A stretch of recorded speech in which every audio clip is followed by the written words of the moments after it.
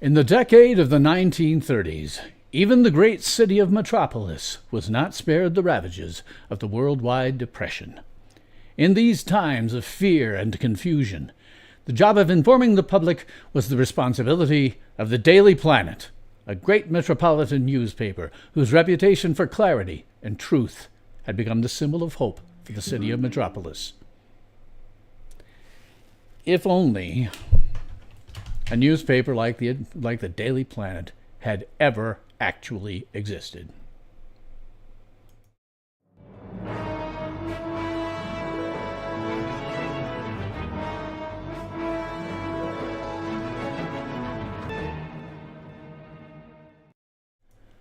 Welcome to the Late Stardate, because it's always late somewhere in the world, and I'm your host, Bill Stone. Well, we got a few things we're going to do tonight, but one thing we're not going to do very much is talk about politics, at least not directly.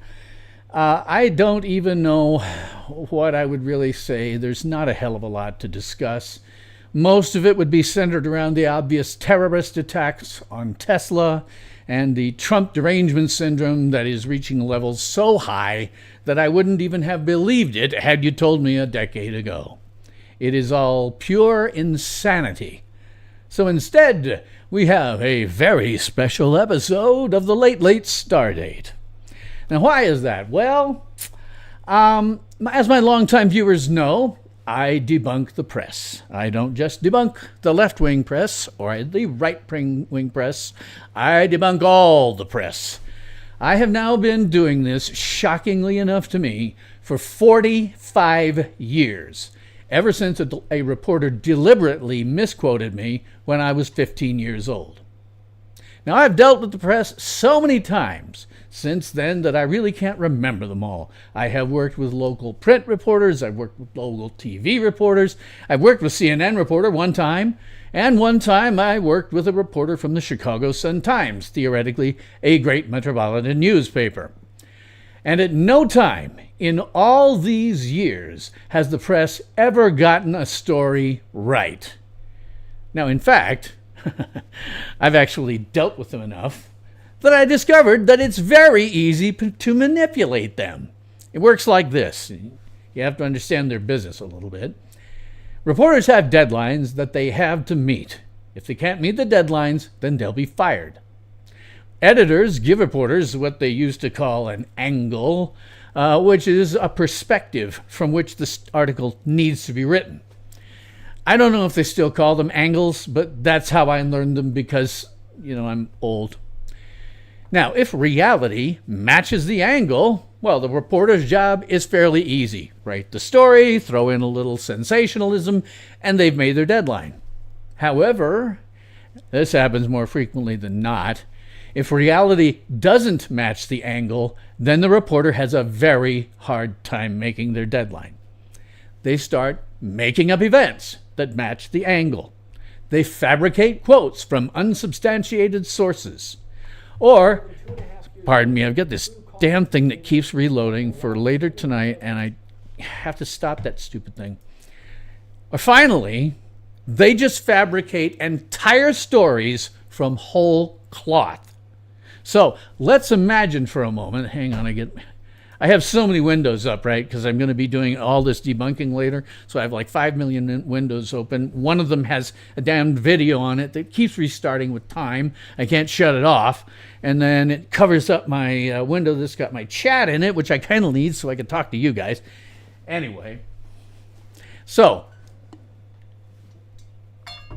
reporters often just fabricate whole stories. They completely fabricate them, and I have an example of one in a minute. So let's imagine for a moment that you are a person who wants to get your word out about something that you think is important, and a reporter is listening to you. Now, you don't know if what you want to say matches the angle. They desperately hope that it will. So here's what you do. You just ask the reporter what their angle is, and then you tailor your statements to match it. Now, you don't have to lie exactly. You're twisting the truth a little bit, but you're not really lying. What you do is you tell a version of what you want to say that also matches the reporter's angle. Now, the reporter at this point, they're thrilled because they get to make their deadline. You get a good story out of it because they're going to say nice things to anybody that helps them get their deadline. But at no point do the facts actually need to match reality. What's important is that you got your message out. The other thing you have to understand about reporters is that it isn't their job to accurately report the facts. A reporter's job is to sell advertising. This has always been true regardless of the medium. Print needs to sell ads. Radio needs to sell ads. TV needs to sell ads. Streaming needs to sell ads these days, even if you pay money for a premium account that isn't supposed to get them. So, why? Why do they need to sell advertising? Because if they don't, they won't be around for very long. Look at MSNBC right now. That network is circling the drain. They have no longer have many viewers to speak of. No viewers means no advertising, means no network. Now, this being the case, it is always in a reporter's best interest to produce the most sensational news story possible, because people love sensational stories. Sensational stories sell. More sensationalism means more viewers, means more advertising. Why do you think that MSNBC has kept Rachel Maddow around for so long? Is it her intelligence, her wit, her accuracy? No. She survived because she sensationalizes everything. So with all that in mind, I am going to give you a few standout examples of when the press got it massively wrong with stories whose events I observed firsthand. But right now we only have what looks like one viewer, so I'm afraid you're going to have to wait for it. When I only have one viewer, and I'm kind of hoping to maybe see more come in so that if I have something important to say, it will get out. So I'm going to sneak past all of this stuff and go to, God, there's so much. I'm going to sneak past this and go straight into Gen X story time. So gather round, boys and girls. It's time for old Uncle Bill to read you another bedtime story from the big book of Gen X fables. As my regular viewers know, and I have to do this just for one of the few of you that have come in that aren't regulars, so thank you very much. Thank you if you're the one watcher and you're new. Awesome for you. Thank you. Officially, Gen X is defined as anyone born between 1965 and 1980, which makes about 62.5 million of us still alive today. We are generally children of baby boomers and the greatest generation, though for some reason millennials and Gen Z tend to refer to us as boomers, because apparently to them, older people are just like black people to racists. We all look alike. I am one of the earliest model Gen Xers, born on January 14th, 1965. We are the last feral generation. We grew up in an era without the internet and without cell phones and lived long enough to make them. And aside from playing with friends, which took up 90% of our time at least, other entertainment tended to come from television. However, TV wasn't really oriented to us. We watched some cartoons before and after school, if we weren't out playing, which is what we generally did after school. And Saturday mornings, oh God, Saturday mornings were our playground. Prior to about noon, it was filled with children's programming. This ranged from classic Looney Tunes cartoons to a few stupid shows to a few live-action programs. And all other programming, the entire rest of the week, was generally intended for families or adults rather than just children. Now, I got two concurrent viewers. Hey guys, awesome. Get to catch my my Gen X story time. Now, I have to tell you, Karen Morgan is an excellent Gen X comedian, and she was born about the same time I was, early Gen X. And I have a link to her stand-up set where she defines the generations in my description box. Linked below, it's called Every Generation Explained to Karen Morgan. Now, I love Karen, and not the way you think. I love her really cool comedy. In fact, the reason that we're having this live stream tonight rather than next Friday, when I would usually do it at the end of the month, is because I will be traveling home on that day from seeing her. Indeed, I am traveling 8 hours just to see her in Omaha, Nebraska. That's how close she's going to come to Wall, South Dakota, 2 states away. I am driving 16 hours round trip just to see her. But Karen has made a number of very astute and accurate and often hilarious observations about Gen X. Now, I want to tell you, I am about to rip off a piece of her material, just a chunk of it that comes out of that much longer set. This is something I like to talk about because Karen has observed that Gen X had the opposite of helicopter parents. We had Home Depot parents. That's where it looks like there should be someone here who should help you, but there's not. Oh, hell, it's starting up again. I hate that. Why do you do this, you stupid... Anyway. It looks like there should be somebody who can help you around what you're doing, but there's not. There's no one coming. And if you want a skill saw, well, there's only one left, and it's half a story above all the displays. So just get one of those, rolling ladder carts and just start climbing up. But be careful not to drop it and cut off your arm because they're not going to take you to the hospital. In fact, it's going to be your fault that you got hurt. Here's what we got. Blow on it, rub some dirt on it, walk it off, suck it up, or the perennial, quit your crying, or I'll give you something to cry about. Real quick here, I need to rearrange some of my windows so I can make sure that I'm seeing my chat in case anybody wants to say something to me. So, I will oftentimes relate some kind of Gen X anecdote, something that happened to me when I was a child that, people currently alive would probably lose their minds over. But in this case, I'm not going to do that. I am going to talk about insults, or rather, the lack of them. Gen Xers, we know how to insult. We know because through our generation, swearing was frowned upon. Indeed, in some cases, you'd get in trouble for it. My parents would have killed me if I'd said the F word anywhere around them. Or if you said it in the wrong type of, if you were with the certain wrong, people who objected, they might just go away from you and you'd be stuck all by yourself in a corner. You see, any idiot can say what George Carlin called the 7 deadly words you can't say on television. Now, for the unenlightened, the 7 deadly words are shit, piss, fuck, cunt, cocksucker, motherfucker, and tits. Now, it was once a joke that saying those words all the time was swearing like a drunken sailor. And today, everyone, including Gen Xers, swear. I'm a little disappointed in my generation because of that, but I get it. It's like being an atheist, as I am in a largely Christian society. When I say thank God, it's not because I believe in God and I'm thanking him.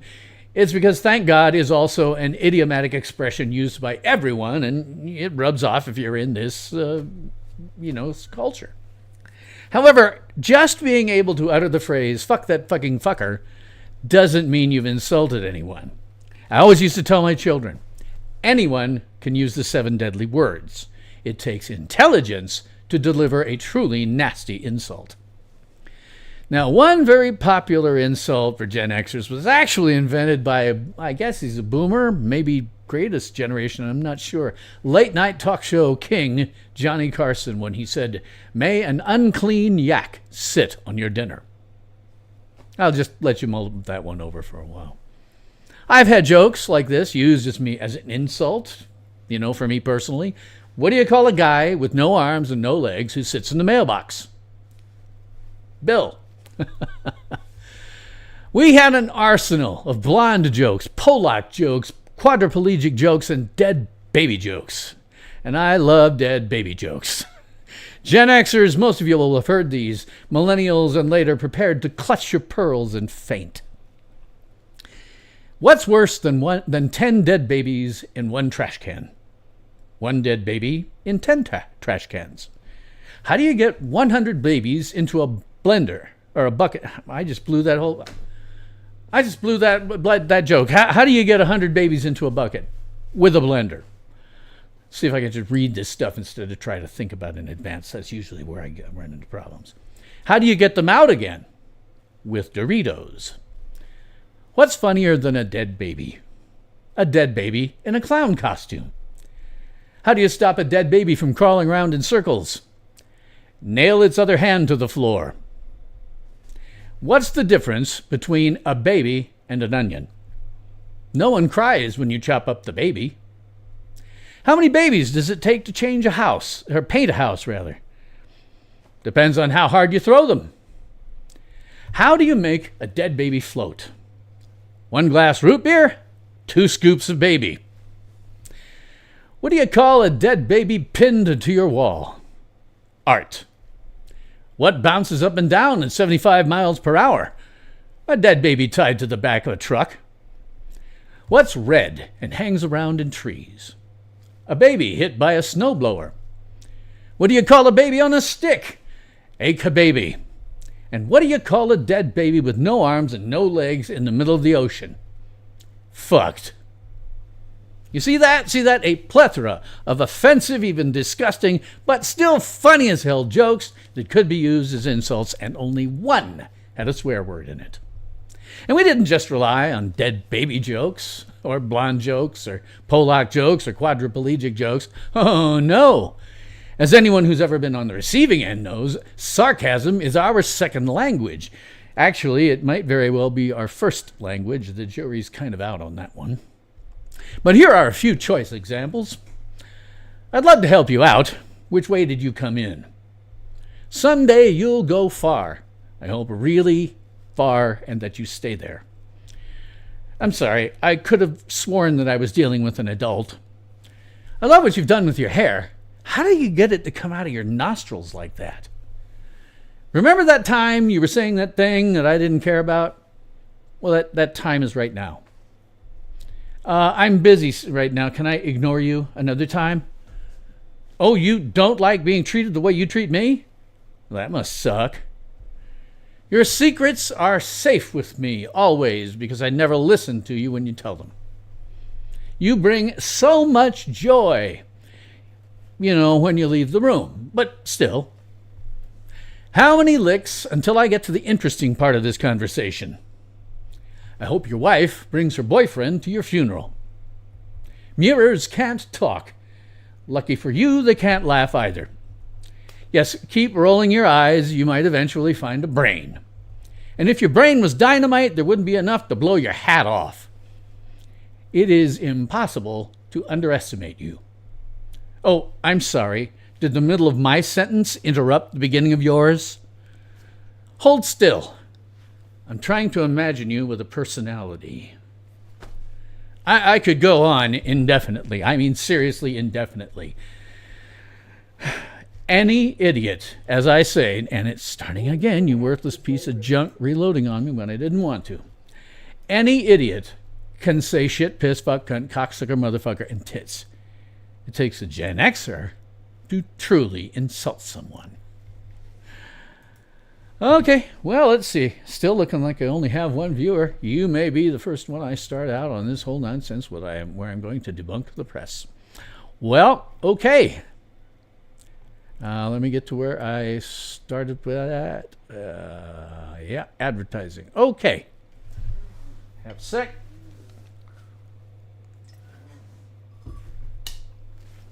Okay. Here has been some of my interactions with the press over the course of the last 45 years. In 1983, the film Terms of Endearment was partially shot on location in Lincoln, Nebraska. Now, I grew up in Lincoln, and I was attending at that time the University of Nebraska at Lincoln as a theater student. You see, a long time ago, in a galaxy far, far away, I was once an actor. But I wasn't a very good one, which is why I ultimately went into computer science. As you can imagine, along with actors who are with the then recognizability of Deborah Winger, don't come to Lincoln, Nebraska very often, and in fact, hell, they never come.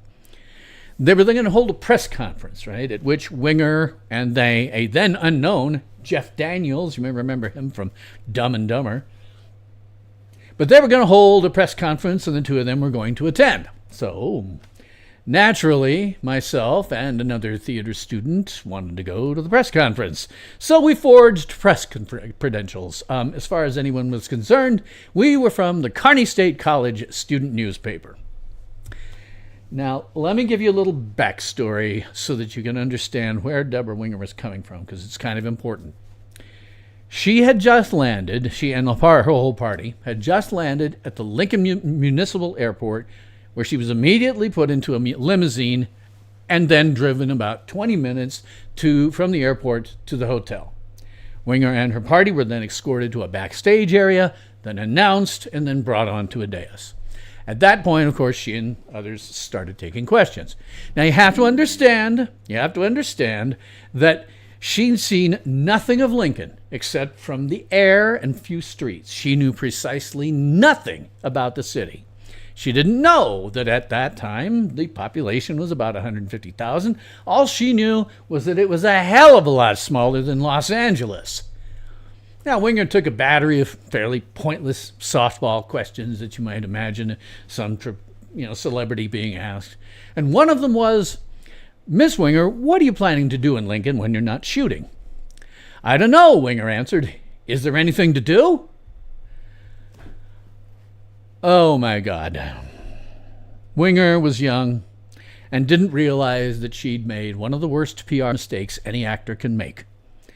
Most performers have pat answers for questions like this. What she really should have said is something like, "Well, I've really only seen Lincoln from the air and the drive here, but it looks like a really beautiful city. The people have been so kind and friendly. They make me feel right at home, and I know I'm going to love it here." And then she should have plastered a big old smile on her face for the cameras and said, "I can't wait to go exploring. Who wants to show me around?" But she didn't say that. And her answer of, "Is there anything to do?" caused a press backlash that rippled throughout the entire state. Following the press conference, there was a reception, and I was able to meet her briefly, shook her hand, told her I admired her work, which I did. And that was the moment that I really understood that the camera really does add 10 pounds. Because on screen, Winger looks perfectly normal. In person, she was skin and bones. When I shook her hand, I had to consciously not recoil in disgust from touching a hand that might as well have been a warm skeleton's. Now, the rest of the reception, pretty straightforward. Basically, my friend and I getting drunk off the free drinks. The next day, the press absolutely crucified her. They said that she was falling down drunk at the reception and that she'd hit on every man present. They said that her remark about Lincoln was an intentional insult not only to the city, but to the entire state of Nebraska. Well, it was all fabricated. I was there. Now, the truth was that she did have a little to drink at that reception. She was visibly just a little tipsy. Now, it was just very little tipsy. She neither said nor did anything that a perfectly sober person wouldn't have said or done. She just was a little relaxed. I mean, to be honest, my friend and I got a hell of a lot more drunk than she did, and if anyone was in danger of falling down, it was us. Her remark about not knowing if there was something to do in Lincoln was a reasonable response. She was used to Los Angeles, where there's always something to do. In Lincoln, there was things to do. They had multiple universities and colleges, so they had a nightlife that kind of catered to them, lots of bars and stuff like that. Few actual nightclubs, and with bands and things like that. Not like in Los Angeles, though. It's just that the remark that she made could be propagandized into something bad, and that's exactly what the press did. Every single press outlet in the state, from the Lincoln Journal-Star newspaper to the Channel 1011 News in Grand Island to the UNL student newspaper, all ran the exact same story about what a horrible person Winger was. You have to understand now, they didn't collude. Each reporter individually came up with the same story on their own. Winger had left them a tiny opening, and they ran with it. Now, in reality, Winger liked Nebraska, and Lincoln specifically.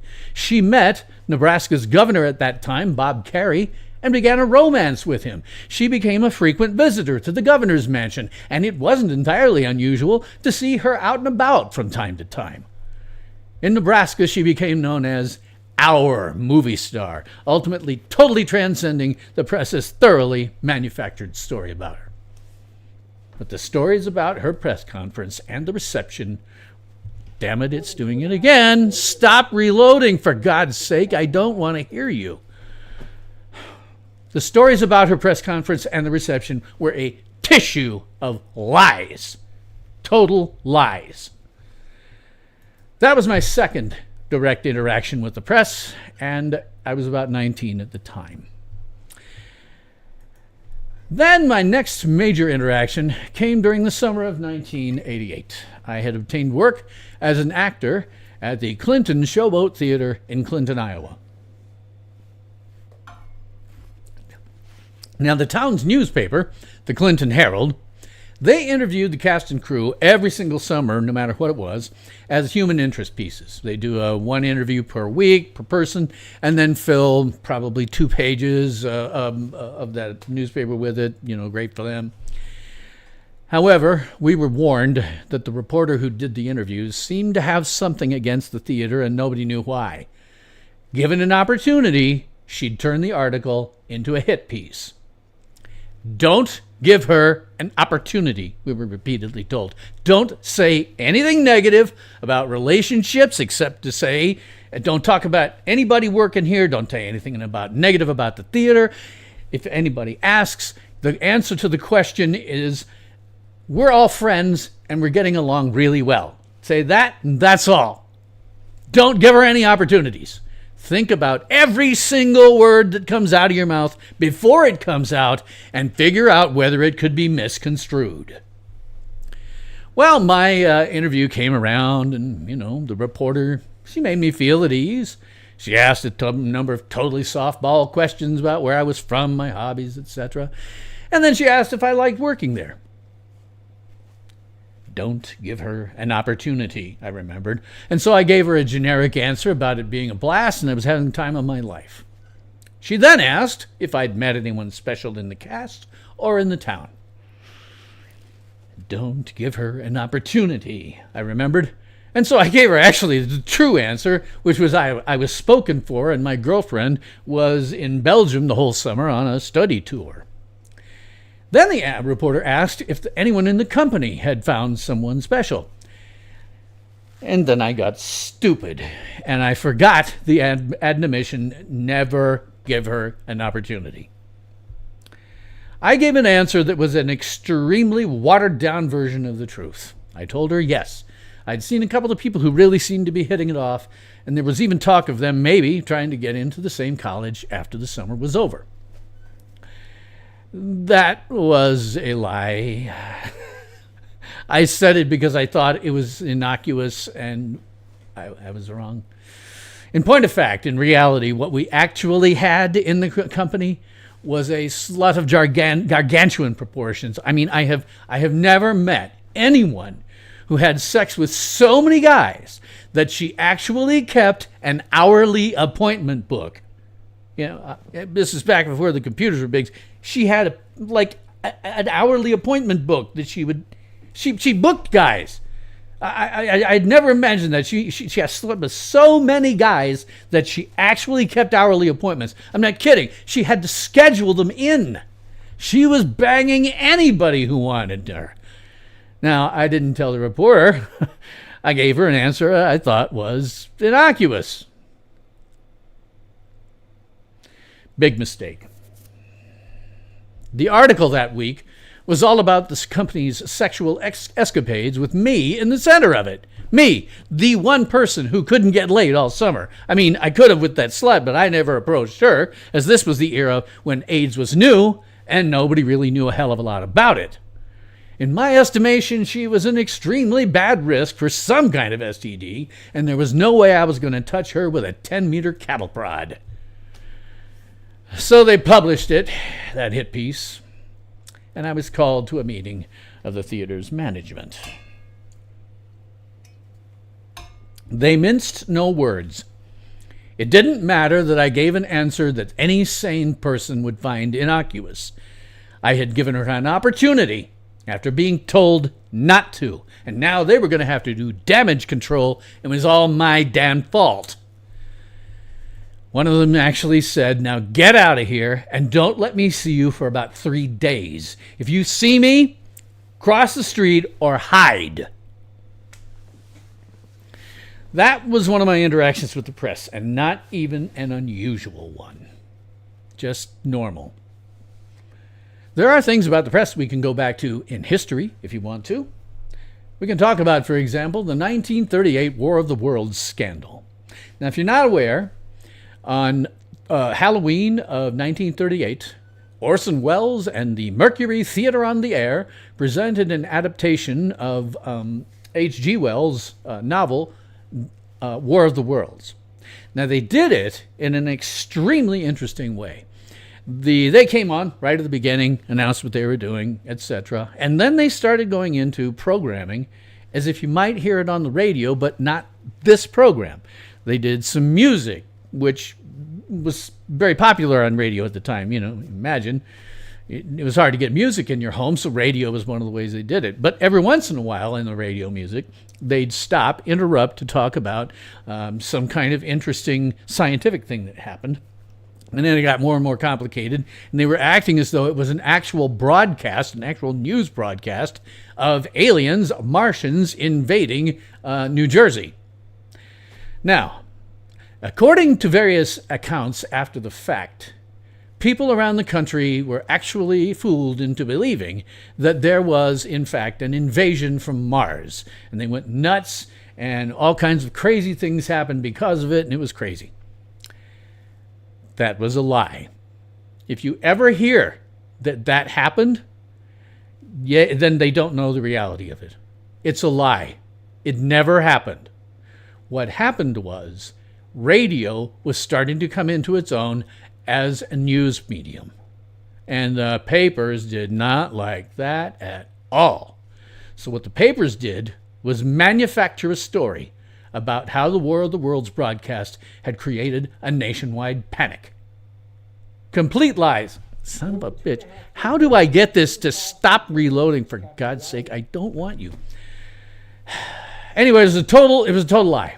The newspapers made it up to try to discredit radio as a news source, and did a good job for a little while, but you know, the writing was always on the wall that radio was going to come in.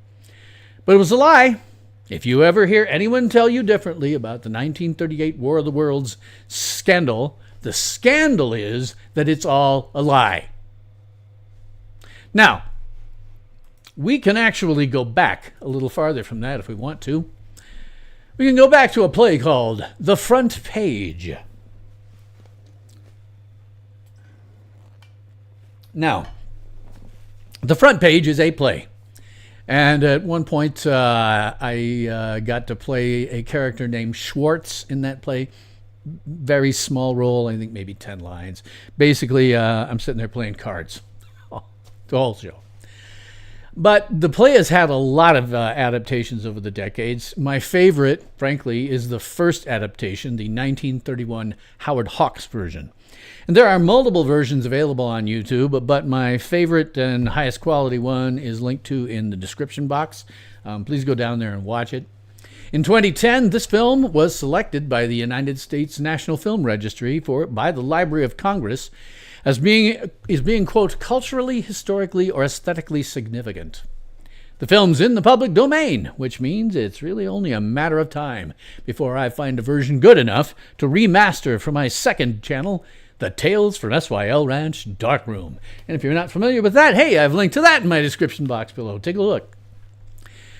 The Front Page was written by two then contemporaneous Chicago reporters, Ben Hecht and Charles MacArthur. While it is a work of fiction and dark comedy, the two writers swear blind that the behavior of the reporters in the film is drawn from the writers' own personal experiences. When they're interviewed, they have repeatedly said the reporters' behavior is accurate and that the only difference is that it's written in a way that makes their behavior, look kind of comical or dark. But the behavior itself, they always said to the day they died, the behavior is 100% accurate. Now, I bring this up because if this is so, you can do something very interesting with that film. When you watch it, not an if, please, when, replace landlines with cell phones. Replace typewriters with computers. If you adjust for modern technology, you discover that reporters haven't changed. They still fabricate events. What events they don't fabricate, they heavily sensationalize. And if there's any truth to be found in a story, it's only a tiny nugget that can only be found with excessive research, which is what I've been doing for 45 years. If you want to go back farther than 1931, we can talk about the sinking of the USS Maine in 1898. On 25 January 1898, the Maine was sent from Key West, Florida, to Havana, Cuba, to protect American interests during the Cuban War of Independence. Fast forward to 2140, on 15 February, and an explosion on the Maine occurred in the Havana harbor. Later investigations revealed that more than 5 long tons of powder charges for the vessel's 6- and 10-inch guns had detonated, obliterating the forward third of the ship. The remaining wreckage rather rapidly settled to the bottom of the harbor. Most of the Maine's crew were sleeping or resting in the enlisted quarters in the forward part of the ship when the explosion occurred. The ship's crew consisted of 355 men, and of these, there were 261 killed. Now, at the time, ships were generally propelled with coal-fired engines. They had this enormous amounts of coal stored in bunkers that were then fed into the engines by human beings with shovels. Now, this is obviously a fire hazard, something that sailors were obviously very careful with. Of course, at this point in time, when the Maine sank, it was basically impossible to conduct an underwater examination of the wreckage. However, the ultimately accepted cause for the explosion was that there had been a fire in one of the coal bunkers that got out of control. It sparked the massive explosion, boom, sank the ship. However, that explanation didn't stop William Randolph Hearst from inciting what would become the Spanish-American War.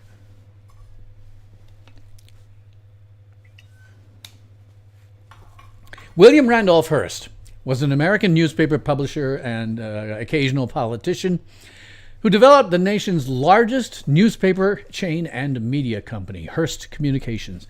Hearst was a little bit like Disney of its era. It just owned tons and tons and tons of things, newspapers across the state, the United States, etc. In fact, Hearst Communications actually still exists and owns, among other things, 50% of ESPN. And a link is in my description box to those guys as well. However, Hearst's yellow journalism and lies were in violation of ethics and standards that even the other liars and yellow journalists of that era found very, very distasteful. It was influencing all of the nation's popular media by virtue of its reach, by emphasizing sensationalism and human interest stories. And this most especially incurred their newspapers' coverage of the sinking of the Maine. If you may have noticed, there was the thumbnail for this video was actually a picture from one of the times they were trying to blame the sinking on the Spanish. You see, Hearst is famously quoted as saying, "You furnish the pictures and I'll furnish the war," which is precisely what he did with the sinking of the Maine. Throughout the country, his papers reported that the Maine had been intentionally sunk by the Spanish, who controlled Cuba at the time. And first, he offered bogus rewards of $50,000 for the detection and perpetrator of the Maine outrage. Now, for context, that'd be nearly $2 million in 2025, which, of course, nobody was able to ever collect because, of course, the Spanish didn't do it. Then he began claiming that the Maine had definitely been sunk. You've done it, rewrote it. God, I hate you. Then he claimed that the Maine had definitely been sunk by the Spanish, and he fabricated evidence to support the claim. He sensationalized and sensationalized and sensationalized to the point where the entire country believed his lies. And on April 21st, 1894, 4 months after the sinking of the Maine, the Spanish-American War began, in large measure because of Hearst. This was not the first time that wars were started by the press, and it would not be the last. Which brings us to the meat of tonight's stream. Debunking the press. Over on X, I was having a rather pointless discussion with a bad TDS sufferer who swore blind that the things the press said about the January 6th Capitol riots were true. I disagreed. See, I watched the whole thing happen, unfold live, from people streaming from inside the crowd. I never pay attention to press reports. They're all nonsense. What you want to look for is people inside the crowd. This is always my thing that I always say. It's the internet. You do not need talking heads to tell you what to think. Just go to the crowd, point your camera, and shut up. The viewer can make their own decisions based on what they see. And that's what I was doing when I watched this whole thing unfold live with these people streaming from inside the crowd. Now, in order for this TDS sufferer to bolster his positions, he then provided a number of links to news articles. And that's when I had the brilliant idea to spend the entire stream debunking as many as we have time for, which is, as my longtime viewers know, largely it's going to be limited by my lower back arthritis. This is YouTube, not a TV or radio station, so there's no real time limit. I don't need to edit. I don't need to summarize. Now, what you have to understand is that debunking is now second nature to me. I've been doing it so long that what I'm about to show you and my methods, it happens to me on a totally unconscious level. I've just been doing this so long that my methods are totally ingrained. You also have to understand that I have not looked at the articles in advance. I had to create the cards to show them on the video, but I didn't read the articles. I will be doing this live debunking completely cold. Whatever happens, happens. Each of these articles, by the way, is linked to in my description box so that you can see I'm working with real articles and am not editing any of them to make me look better. So this is it. Live, cold debunking. I don't have any of the following from here on out scripted, so it's all going to be just off the top of my head showing you how these guys are freaking lying about everything. So to start with, hopefully this won't jack things around too much. We will talk about this article. Let me see if I can maybe make it a little bit bigger for you. This is the one that damn thing keeps reloading on me because it sucks. This is an article obviously called, let me get over to where I can see it, move things around, Heather and Jan, so that I can, God, I guess I'm just going to have to put my, well, great. Close it up. All right, I'll put that there. All right, this one is called January 6th Capitol Riot. Law enforcement didn't share critical information, report says. The Government Accountability Office director says it's important, quote, to understand and diagnose what happened.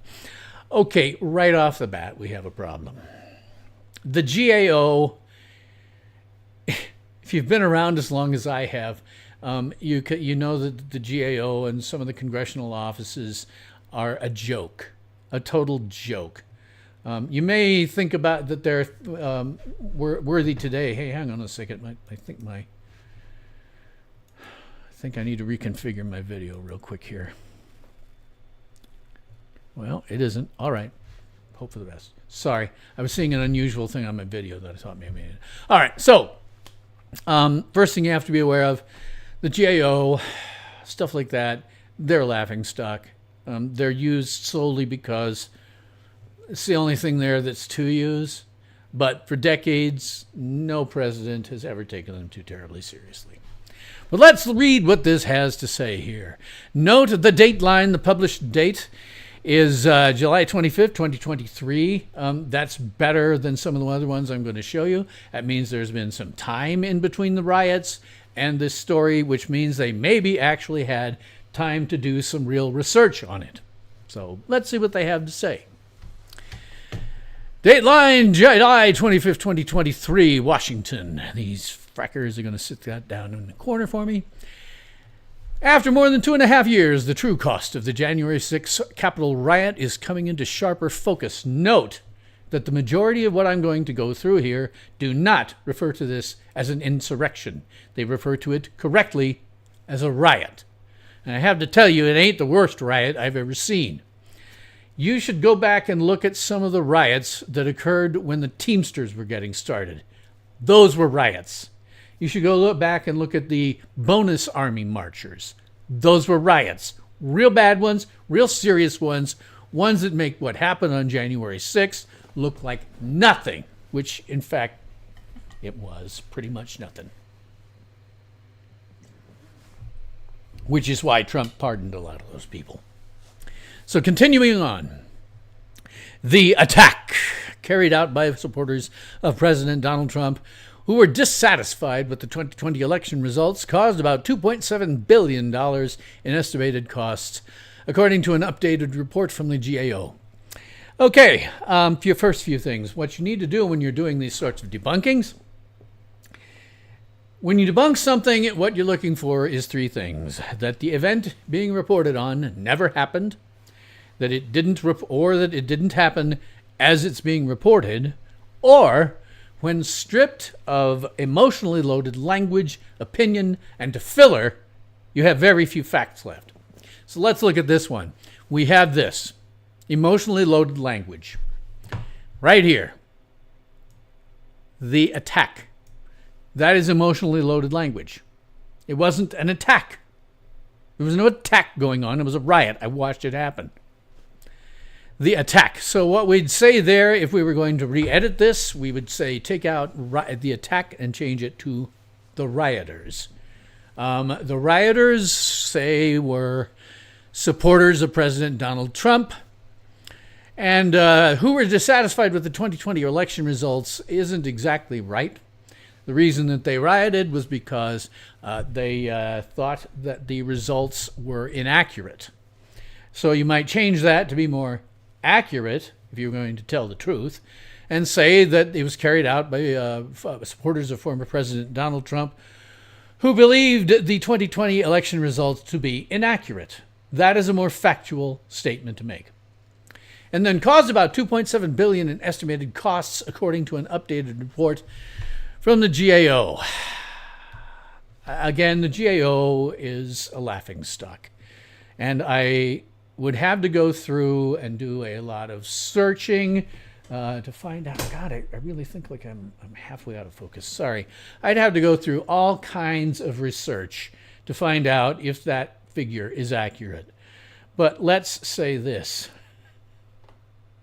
The GAO is not very a reliable source. It never has been in my entire life, and I'm 60. It says the amounts includes the damage to the Capitol building and grounds, costs borne by the Capitol Police, the District of Columbia, and federal agencies, and estimated costs to address security needs and investigations. Okay, stop right there.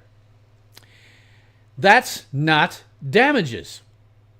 That is the cost of Capitol Police paying to have them there, District of Columbia and federal agencies having to pay them to be there.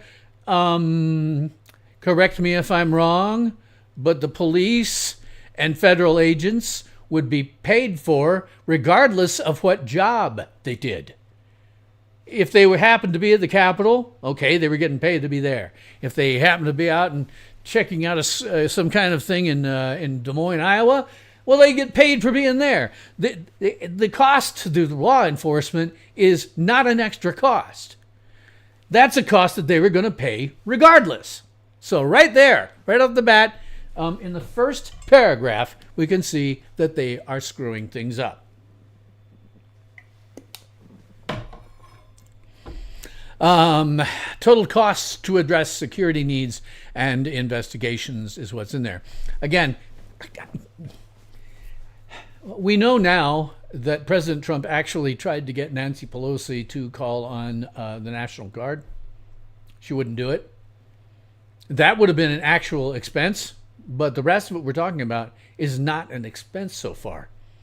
Those are things that would have been paid whether those guys were sitting on their hands or not.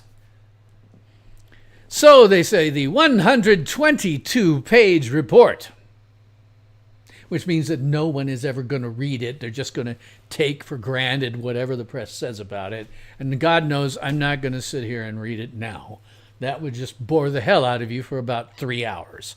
Me trying to look through every single thing and critique it would just be forever, so I'm not going to do it. But the GAO Homeland Security and Treasury Team Director Triana McNeil, in an interview to Tuesday with 13 News Now, said, "It's all staggering." That sentence, most of it is accurate. The person that they interviewed was the person. She did say it was all staggering. Okay. The 122-page report, the GAO's seventh and presumably final one for January 6th, they produced 6 more behind this. They produced now, total, at least at this time, I don't know what it is now, 7 reports. 7! So which one was right?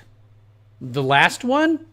Or maybe there was some political pressure to include things like police and federal agents who are going to be at work anyway, to pump the numbers up.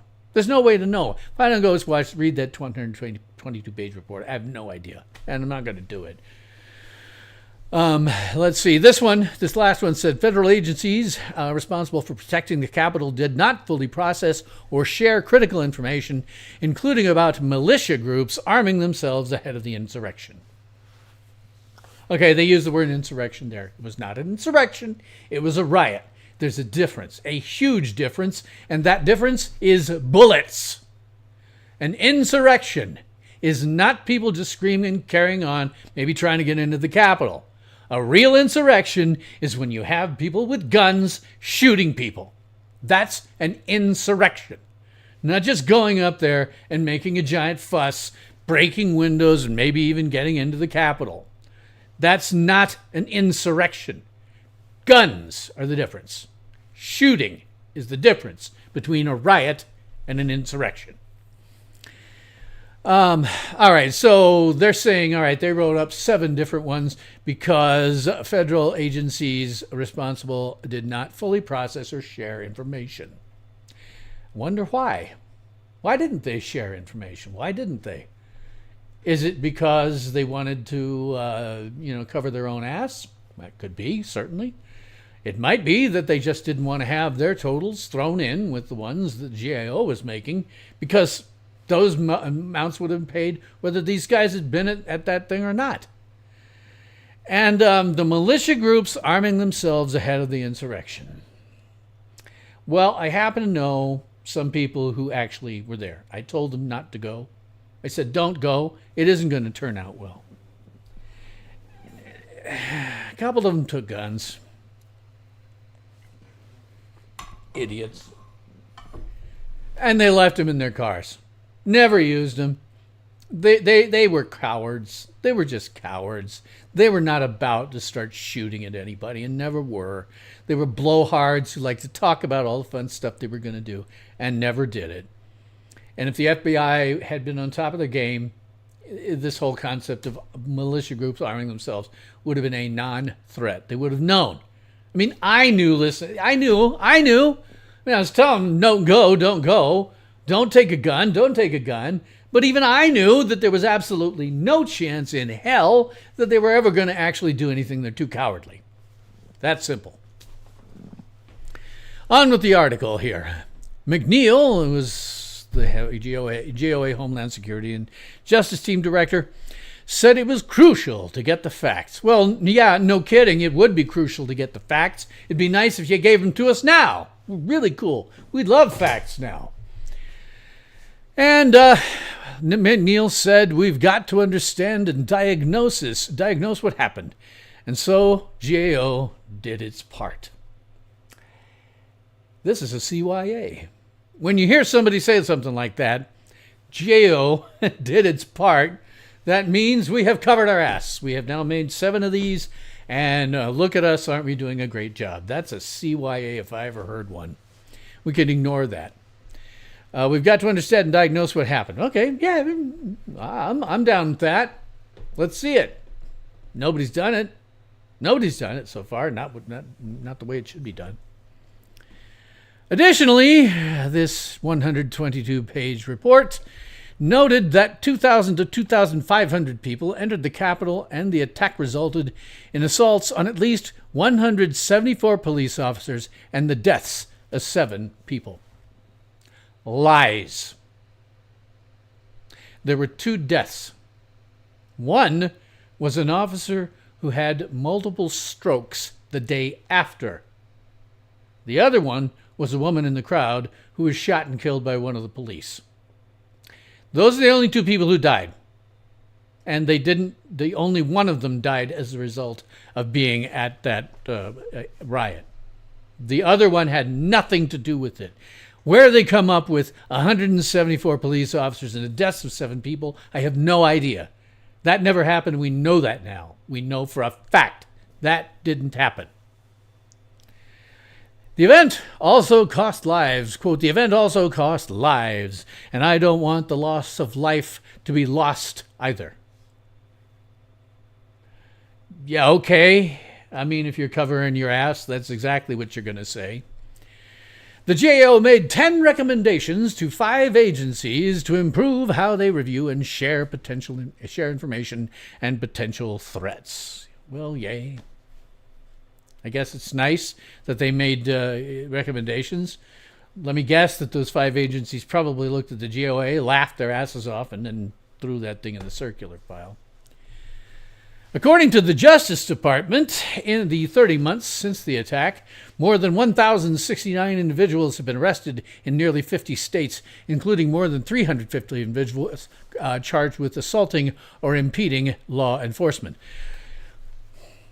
These guys were often denied due process. They were railroaded, many of them, so we really don't know. We really don't know if those people did anything horrifically wrong. From what I've been able to tell, not really. They were there. That was their big crime. I have no way to judge that, and I hate having to do that. I'm sorry, I got to see my glasses. I feel like I'm out of focus. No, I'm not. It's my glasses. I'm out of focus. So they made these recommendations and arrested a whole bunch of people. And a lot of those people who didn't do anything in particular have been pardoned by President Trump at this point. So let's go back and walk through this article. Stop that. I don't want to see your video. Walk through this article and maybe rewrite it in a way that isn't so sensationalist, because it is. So, after more than 2.5 years, the true cost of January 6th Capitol riot is coming into sharper focus. There isn't really any emotionally loaded language in that, and it's a factual statement. We'll leave it. The attack carried out by supporters of former President Donald Trump who were dissatisfied with the 2020 election results. Okay, we got to change that one. It would be the riot, which was participated by former President Donald Trump's voters who were dissatisfied. We changed that to who believed that the 2020 election results to be false. That's an accurate statement. It wasn't that they were dissatisfied. I mean, they were, but it was because they believed that the results were inaccurate. And that's an important little, factoid to stick in there. And they say it costs about $2.7 billion in estimated costs, according to the GAO, which we all know is laughable. But this amount, again, includes, and here we have to say, if we were going to do this, we would have to say, this amount includes damage to the Capitol building and grounds. I'd like to see the specifics on that because I didn't see much of that. In the stuff I was watching, there was very little property damage. Costs and the costs borne by Capitol Police. Okay, we need to end there. The amount includes damages to the Capitol building and grounds, period. We leave out the fact that it's costs borne by the Capitol Police. They would have been paid whether they were there or not. The District of Columbia, I assume, that's the cops? They've been paid, whether they've been there or not.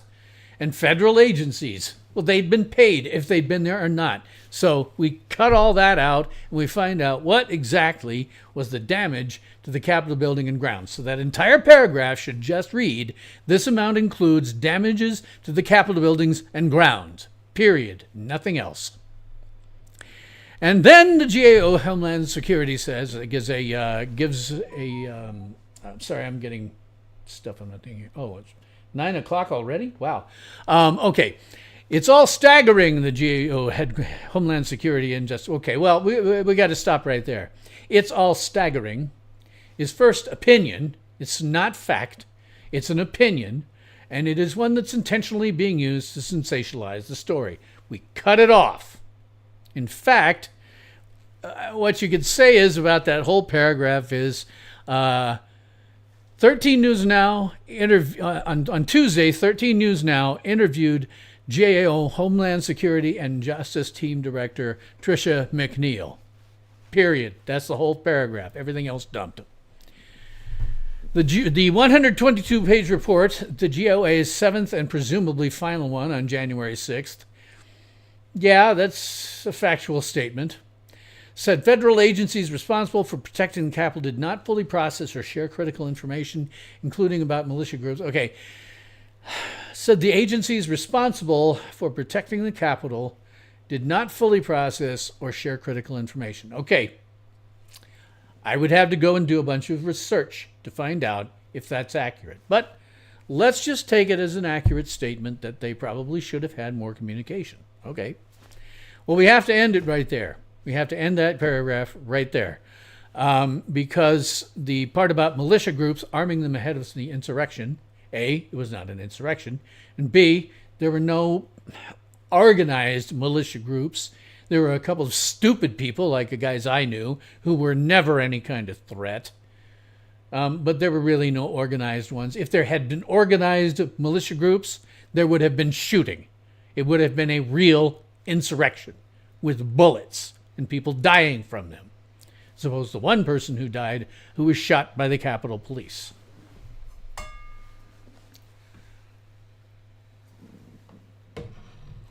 So McNeil said that it was crucial to get to the facts. Well, that's true. An accurate statement. We've got to understand and diagnose what happened, and so the GAO did its part. Okay, I would have cut out so the GAO did its part because everybody knows the GAO is a friggin' laughing stock.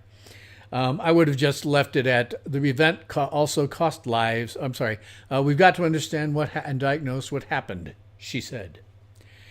Additionally, the report noted that 2,000 to 2,500 people entered the Capitol, and the attack resulted in assaults on at least 174 police officers and the deaths of 7 people. Okay, you should be aware if you've seen the footage.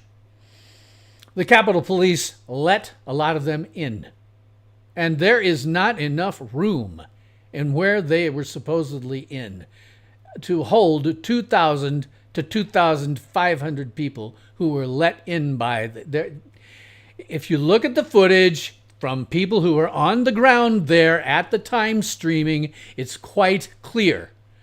Nowhere near that amount of people entered the Capitol. They just didn't. So that is a lie. That's a lie that came out of the GAO's report. And that's part of why the GAO is a freaking laughing stock. Its attack resulted in assaults on at least 174 police officers, the deaths of 7 people. We now know that this is totally inaccurate. So, that entire paragraph right here should be cut. It's nonsense, and we know it. The event also cost lives, and I don't want the loss of life to be, okay, another lie.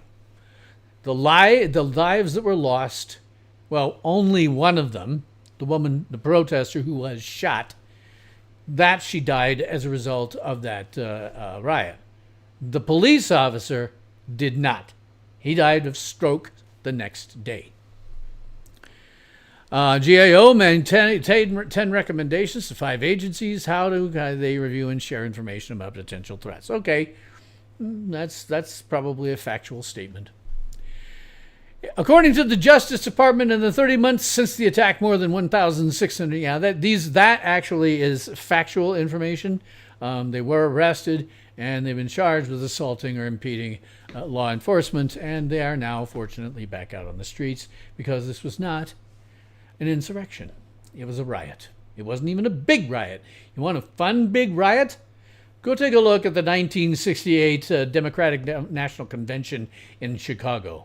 That was a bigger riot, and it had more potential for loss of life than the one on January 6th. So we've gone through that stupid article. Let me go through another one. These were all offered to me by a guy on X who said, this is, you're full of it. This is what happened. Well, I'm here to tell you, I just debunked this sucker. Most of this never happened. So let's go on to this one. Let me get this out of the way. Yay. The one that keeps reloading is never going to reload again. And I'm going to have to resort to my glasses. I hate these things. I hate these glasses. The problem is I got some kind of a allergy to the metal that's in the frames on the glasses, so now I have to wear these. I hate them. Oh, sure, I do look, it's like Clark Kent, so if I take them off and... Yes, I am Superman, and no one can tell. But I hate using them. I think they look like crap. My next one are going to be different. So we have this thing from The Hill. Note the date. 1/27/21, January 7th, 1921. I'm sorry, 2021. That was the day right after the riot. Okay. What you have to understand is, and reporters will joke about this, journalists will joke about it, that you always get it wrong the first time. They always get it wrong the first time. There's a perfect example of this that has to do with 9/11. At one point, the BBC had reported that Building 6 had also collapsed. Well, Building 6 did collapse, but later than the BBC reported it. Now, people have grabbed onto that and said, see, it was an inside job. BBC just went off script a little too early. Yeah. No. All that it is real simple. The press always gets it wrong the first time. When you're reading something this close, they're going to get it wrong. They don't have the facts. What they have is something where they're trying to one-up the other guys. They're trying to get their story out first, whether it's accurate or not. And talk to any reporter, and they will tell you, yes, we rarely get it accurate right out of the gate. We usually get anything close to accurate much later. The day after doesn't give you enough information. So let's read this here as written, see what we got. So it's the 7th, the day after. The day that the Capitol police officer had 2 strokes and died, totally unrelated to this incident. So it's the day after. They're saying 1 Capitol police officer in critical condition, up to 60 injured after riots. Not as far as we know now. As far as we know now, that's nonsense. I guess I can read this without my glasses. 1 Capitol... You know what? I'll just move this closer over here, and then I can. Yeah. 1 Capitol police officer is in critical condition. Yeah, the guy who had the strokes the next day. And 15 were hospitalized after up to 60 officers were injured in after a violent pro-Trump mob stormed the Capitol on Wednesday. Okay, stop right there. Again, the one who is in critical condition had nothing to do with the riots. 15 hospitalized after up to 60 officers were injured. There's no later evidence of this. Again, this is the day after. They're going to get it wrong, period. As time went on, we found out that no, that wasn't true. There just weren't that many injuries and 2 deaths, only one of which had to do with the riot. Other things on this, we do have some emotionally loaded language. Critical condition, yes. 15 were hospitalized, no. We got to cut that out. 60 officers were injured, no. We got to cut that out. Violent pro-Trump mob, that's wrong. That is emotionally loaded language intended to make you feel a certain way. Totally emotionally loaded language. You have to take that out. Drop that language out. It would say after Trump supporters rioted at the Capitol on Wednesday. That's the accurate truth. So that whole paragraph pretty much goes away and says basically pro-Trump supporters had a riot on the Capitol on Wednesday. That's it.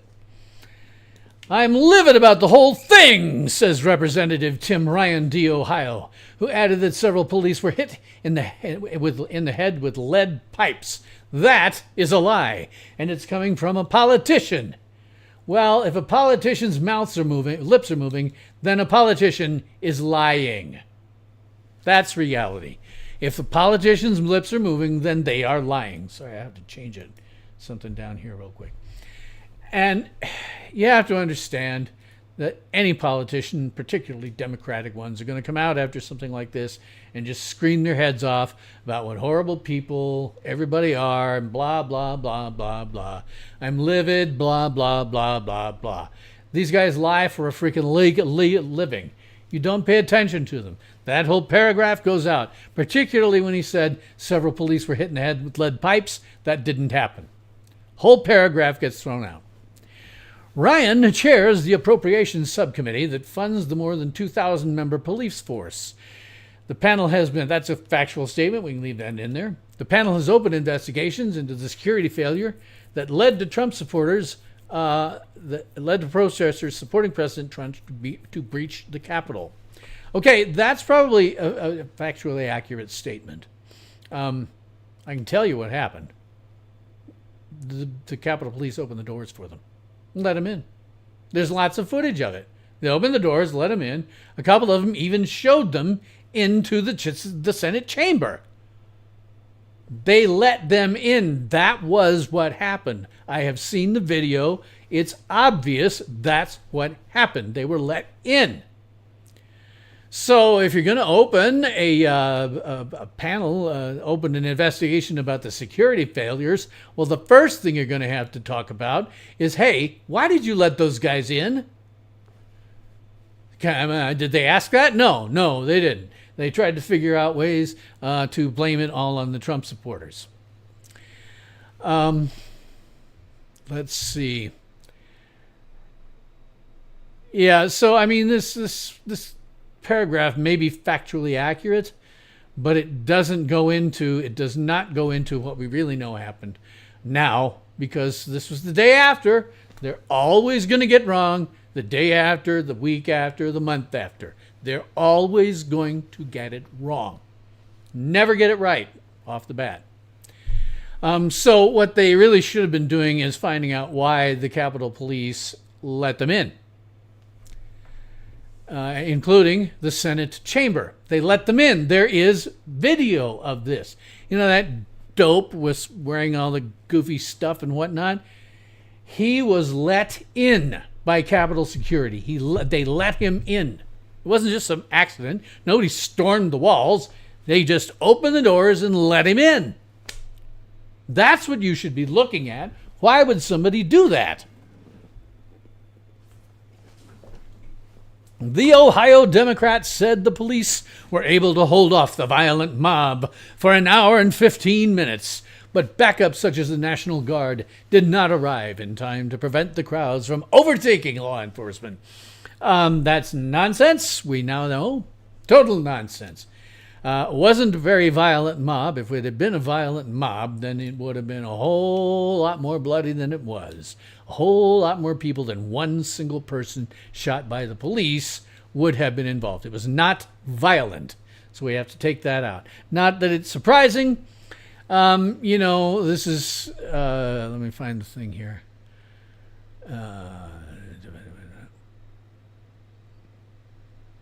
Yeah. Okay. So this is actually they're either quoting or they're doing something where they're paraphrasing what this Ohio Democrat guy said.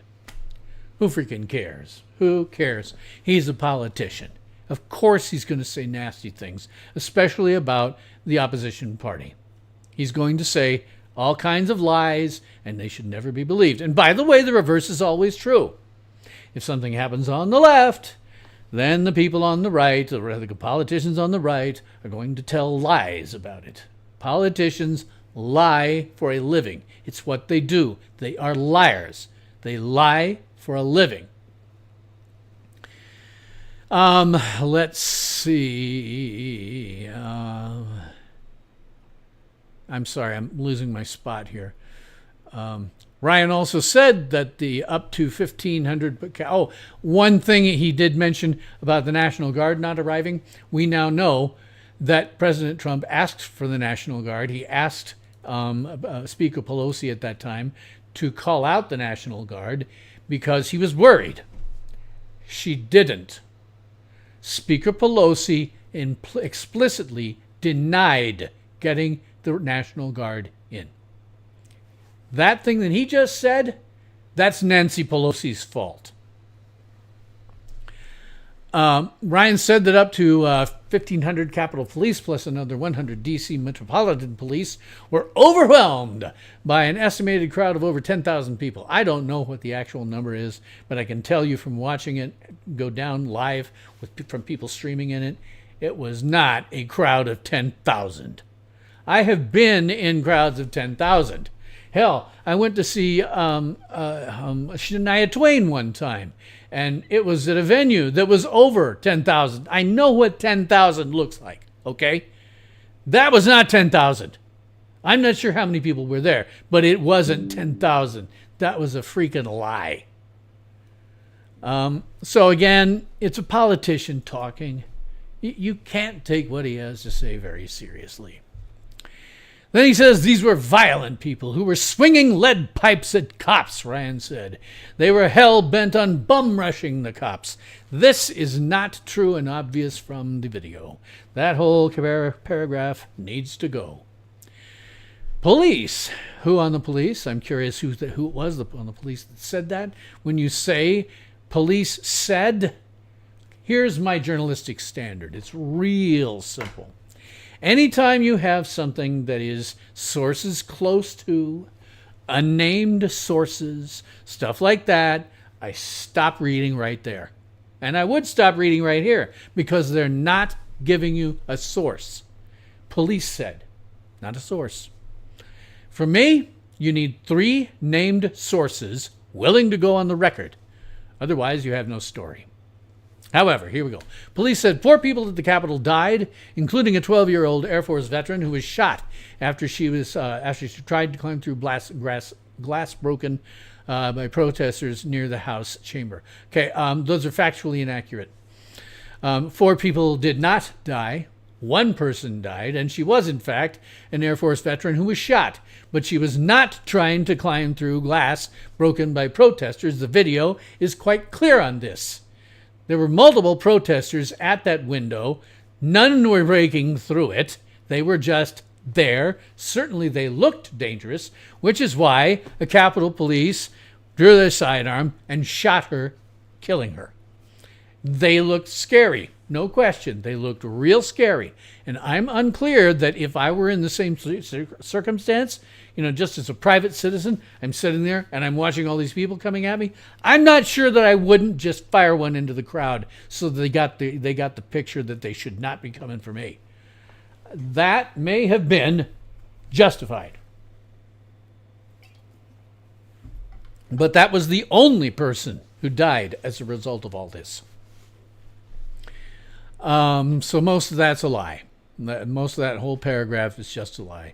It would have to be, police said the only fatality was a 12-year Air Force veteran who was shot. I don't know. I'm not even sure how you'd rewrite that. I'd have to rewrite the whole thing, because most of that is nonsense, we now know. Top security officials. Who? What top security officials? Again, 3 named sources willing to go on the record. Top security officials means nothing. Where did they get that? Who is this top security? Forget it. This whole paragraph. Top security officials have been under pressure by the security failure after blah, blah, blah. Poof. That whole paragraph disappears. It is unsourced and therefore rumor at best. Just rumor. We deal in facts. That is not a fact. That is just somebody saying top security officials. Who? What top security officials? We got to know. We have to have sources on these things. And the reason we need sources is so anybody can go to those sources and say, did you actually say this? Is this what you actually said? Without sources, it's meaningless. Dump the whole paragraph. Here we have a source. Capitol Police Chief Stephen Sund defended the Capitol Police's response to Wednesday's riots, saying the department had a robust plan in place ahead of the demonstrations. Well, I mean, he said it. I guess you could put it in there as a quote, but is it meaningful? Not especially. I mean, he's basically, that right there is basically a CYA covering your ass. It's just saying, everybody did great, and we planned for this sort of thing. It was normal. Blah blah blah. Yeah. Democratic leaders have called for the resignation of top members of the Capitol security team following the breach. I'd like to know who called for that. Who? What Democratic leaders? Were there 1? Were there 10? Were there 5? Were there 0? And you're just manufacturing this? No. I want 3 named sources willing to go on the record, or you have no story. Eliminate that last paragraph. So, that's all nonsense. A lot of nonsense in that one. But again, it's not surprising, because the date was the day after. And you never get accurate reporting that close to an event. You really don't. If you're reading the news and stuff, do not, for God's sake, please, do not pay attention to news stories that are coming out as an event happens. Don't pay attention to them up to at least 30 days after the event, because they don't have any real facts at that point. So let's go on to the next one. Let me find I have so many windows here. Okay. This is the one that is breaking. Computers with access to classified material stolen from Capitol. Okay, this is from the SoftRep team, a news team. What's the date on this? January 8th, 2021. So it's 2 days after. Which means, okay, everything here has to be taken with a grain of salt, just by virtue of what it is. So let's read this one here as it's written. I don't know if I'm going to be able to do this without my glasses. The print on this one is awfully small. Yeah, I'm going to have to do this one with glasses. So here I am putting my glasses on. You won't be able to recognize me, just like you can't recognize Clark Kent as Superman. One of the things I usually like to look at on these are the pictures that they show, because oftentimes they won't show pictures of the event. They show file pictures that actually have nothing to do with the event. I kept grabbing this in the wrong place, so I've got to wipe it off. That is something that happens very, very frequently. What you need to look at is under the thing, look at the captions and see whether it's actually related to the event being reported on, or if it's a file photo that they put in because it's a nice bit of sensationalism. They do that all the time. So, I now have 0 viewers, sadly. All right, well, we'll go on with this as if we'll have somebody here. The story is breaking computers with access to classified information stolen from Capitol 2 days after the event. A SoftRep source inside the Pentagon has confirmed that several classified... Okay, stop right there. Stop. A source. 3 named individuals willing to go on the record. Okay, software source indicates blah, blah, blah, blah. According to the source, blah, blah, blah. Okay, we get rid of that entire paragraph. It is not sourced. You need 3 named individuals willing to go on the record. Without it, you don't have anything. You've got maybe you have a rumor. That's all you've got. CIPRANET, or the Secret Internet Protocol Router Network. I'm in IT. I was in IT for 40 years. I've never heard of that one. Let me look down here and see if this thing is maybe a...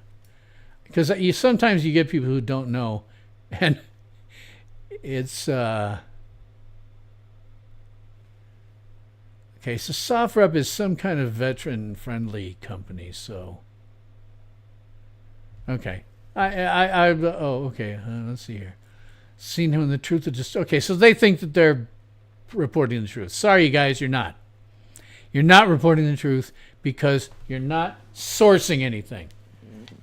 3 named sources willing to go on the record. Otherwise, all you have is a rumor.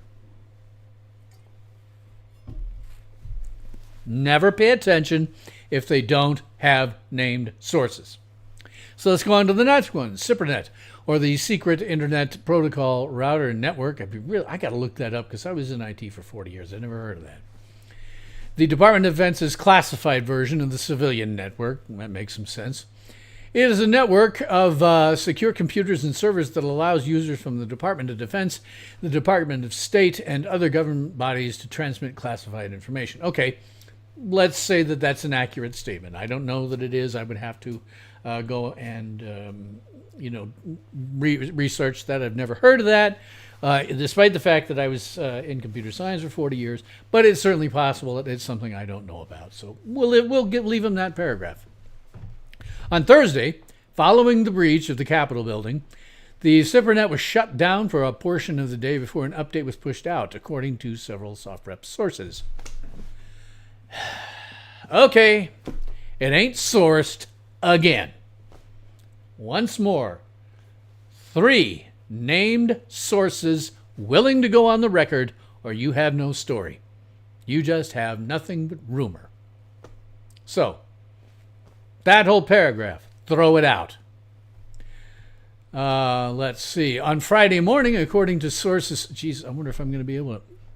I'm not going to be able to read this whole... This jerk.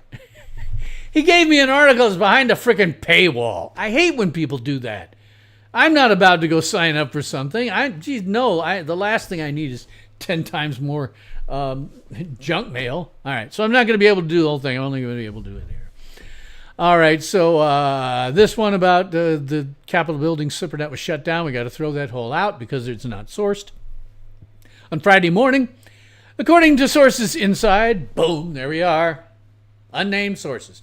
Again, 3 named sources willing to go on the record. Without that, you have no story. According to the source inside, we'll just walk through this and see if anybody's named. The Operations Center of the United States Army Special Operations Command, USASOC, sent out an email to all personnel saying that Cypher Network was not accounted for by the end of the day and would be dropped from the network. Spokesman, not named spokesman, confirmed the email but said it was part of an ongoing administrative effort that was not related to the events in D.C. So why is this whole damn paragraph in there? Right? Again, no sources, but again, saying the one that they think they actually have said that this was going to happen anyway. Okay, we throw out that whole paragraph. Next paragraph. The Department of Justice has expressed concerns over the theft of computers at the Capitol and has warned that some secret information may now be in play. Who at the Department of Justice? The Department of Justice is not a single human being. It's made up of quite a lot of human beings. So who said it? Who said it? 3 named sources willing to go on the record, or you have no story. So that, poof, we disappear that whole sentence. On Wednesday, following the breach of the Capitol and subsequent securing of the building, Senator Jeff Merkley posted on Twitter a video of the damage to his office, which is located on the lower level of the building. In his report, he reports that that his laptop was stolen. Okay, a couple of things there. One, it's a senator. It's a politician. If their mouths are moving, then they are lying. That's how politicians operate. So, Senator Jeff Merkley, you're very you're not a good source. You're unreliable. I will accept the notion that there was damage to his office and that a computer was stolen. And it says here, it gives a link to the tweet that I don't care about. It says it's unclear at this time whether Senator Merkley's computer was designated as secret. Okay, just a security thing, right? I hold a certified information systems security professional certification. That includes physical security.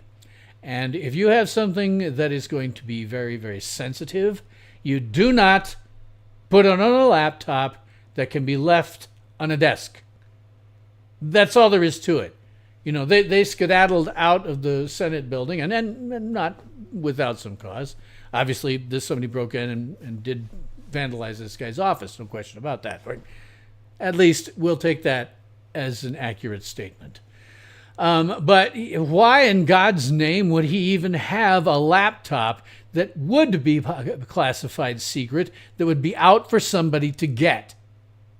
If you've got a laptop that you know is secret and you are evacuating, you do one of two things. You stick that sucker into a safe, and they all have them, or you grab onto it and hold onto it for dear life. You do not leave it on a freaking desk. So I'm going to tell you, while it's unclear, they say, at this time, whether his laptop was designated secret, I am here to tell you it was not. If it was, then he should be brought up on some kind of charges. And the last of this, which I'm not going to be able to do much more of, Department of Justice officials are still working to determine the number of computers that were stolen during the breach. Okay. Once again, no source. Department of Justice officials doesn't mean a thing. Maybe it's like the secretary 6 floors down, you know, the receptionist at the building. Who the hell knows? We don't know. Officials, it doesn't mean anything. 3 named sources willing to go on the record, or you have no story.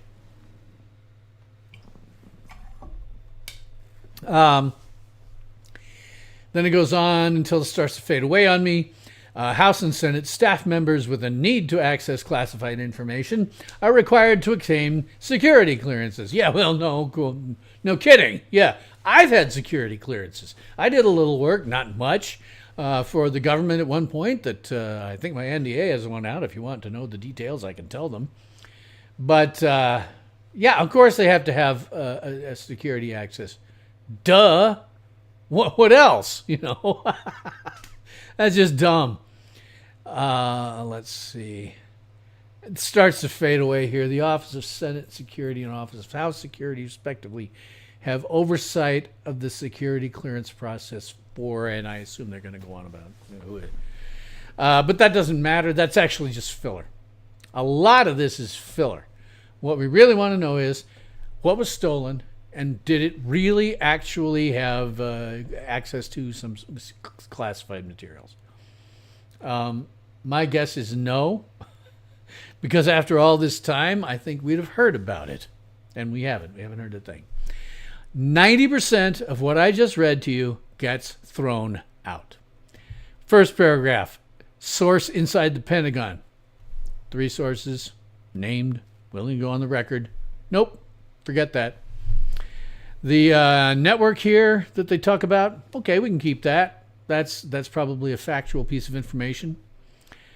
It was shut down. Okay, that's a factual piece of information. And then they sent an email, but again, no sources. 3 named sources willing to go on the record. or you don't have a story.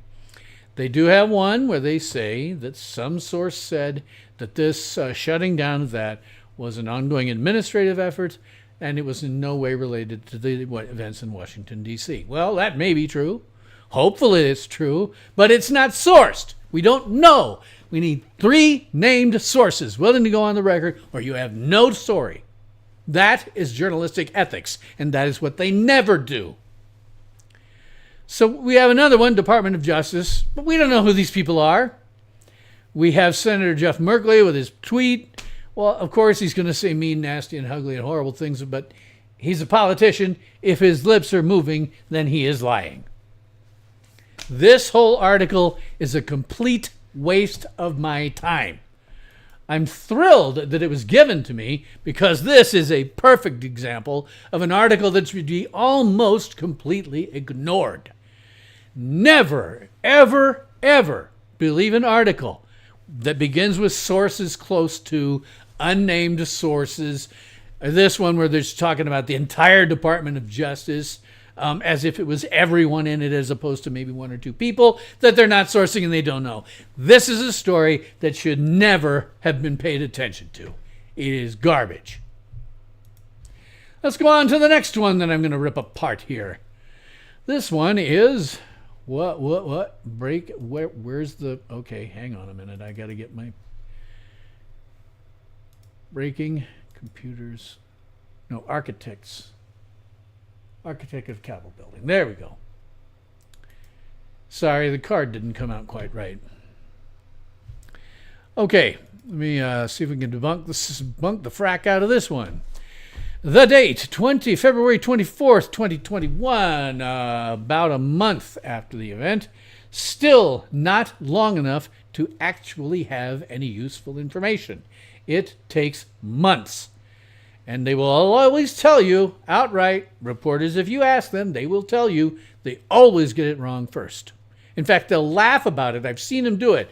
They go on like talk shows and stuff, and they say, yeah, a day after we publish this, and then everybody goes, because they know. They know they never get it right out of the gate. They know for a fact that what they're trying to do is get the story out before the other person gets the story out. And why? So they can sell advertising.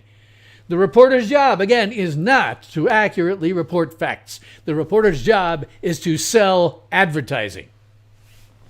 So, okay, we got this guy going on here.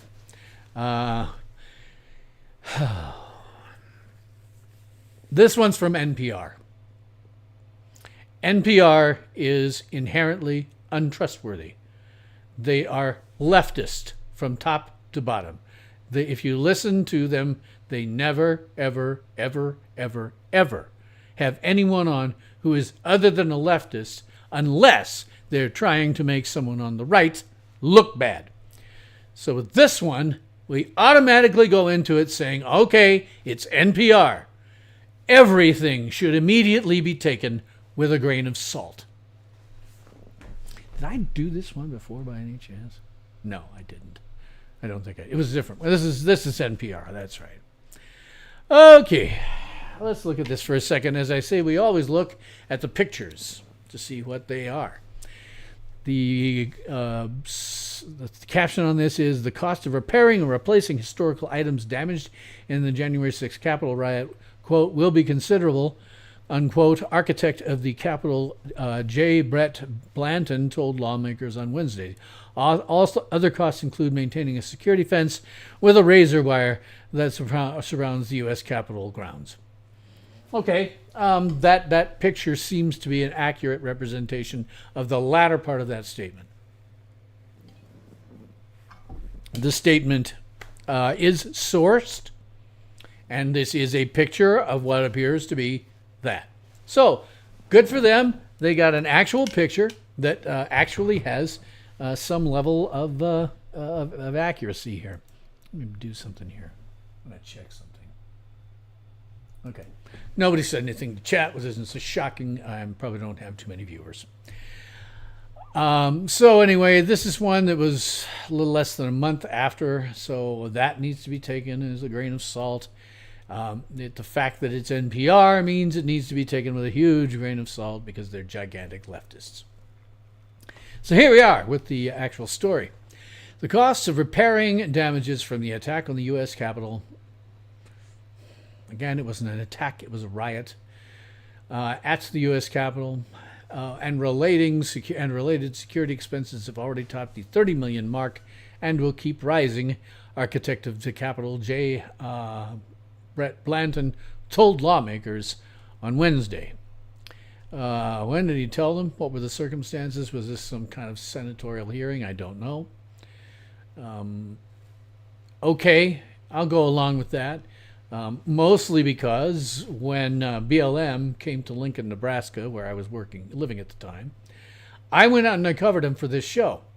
And BLM caused about $10 million worth of damage because they had gone around, they were protesting in front of the police headquarters, and so they went around and smashed out all the doors and windows of every building in the immediate vicinity, and left an IED, an improvised explosive device, which fortunately failed to detonate before the police found it. So in terms of that kind of damage, okay, yeah, considering what they did in Lincoln, I would say that $30 million, yeah, that probably is right, yeah. And it'll keep rising, the architect said. That's probably true. I don't know. We don't know for sure at that time when, this was just a month afterwards. At that time, they had no idea. Really no idea. All of this is just guesstimating very, very close to the event. They won't know anything of any use for months. The articles that were given to me are too close to the event. They are, as all journalists know, they're getting it wrong. As I say, you listen to them talk together. I've seen it. You get them onto a talk show or something, and one of them will say, well, we reported that day that, and then they all start laughing because they know that nobody ever gets it right the first time. You have to go back, as I give some time in between the event and being able to actually research it. 2 days is not researching. Or a month is not researching. That is you going, I need to get this stuff out here before the other guys so that I can sell more advertising. That's a reporter's job, selling advertising. Let's see what else they have to say here. The events of January 6th, he said, were, quote, difficult for the American people and extremely hard for all of us on campus to witness. Well, that's kind of an opinion. That's just an opinion. If you were in court, you'd say, objection, hearsay. You don't know if it was difficult for the American people. You don't know if it was hard for all of us on campus. You can't know what other people thought. So we're going to chuck the paragraph out. It's useless. Blanton said the Congressional Appropriations Committee had already approved a transfer request of $30 million to pay for expenses and extend a temporary perimeter fence contract through March 31st. Okay, so some of this was going to that barbed wire fence they were talking about putting up. Yeah, there could be $30 million in damage. Again, it's not hard to cause that much damage, even if you're not intending to.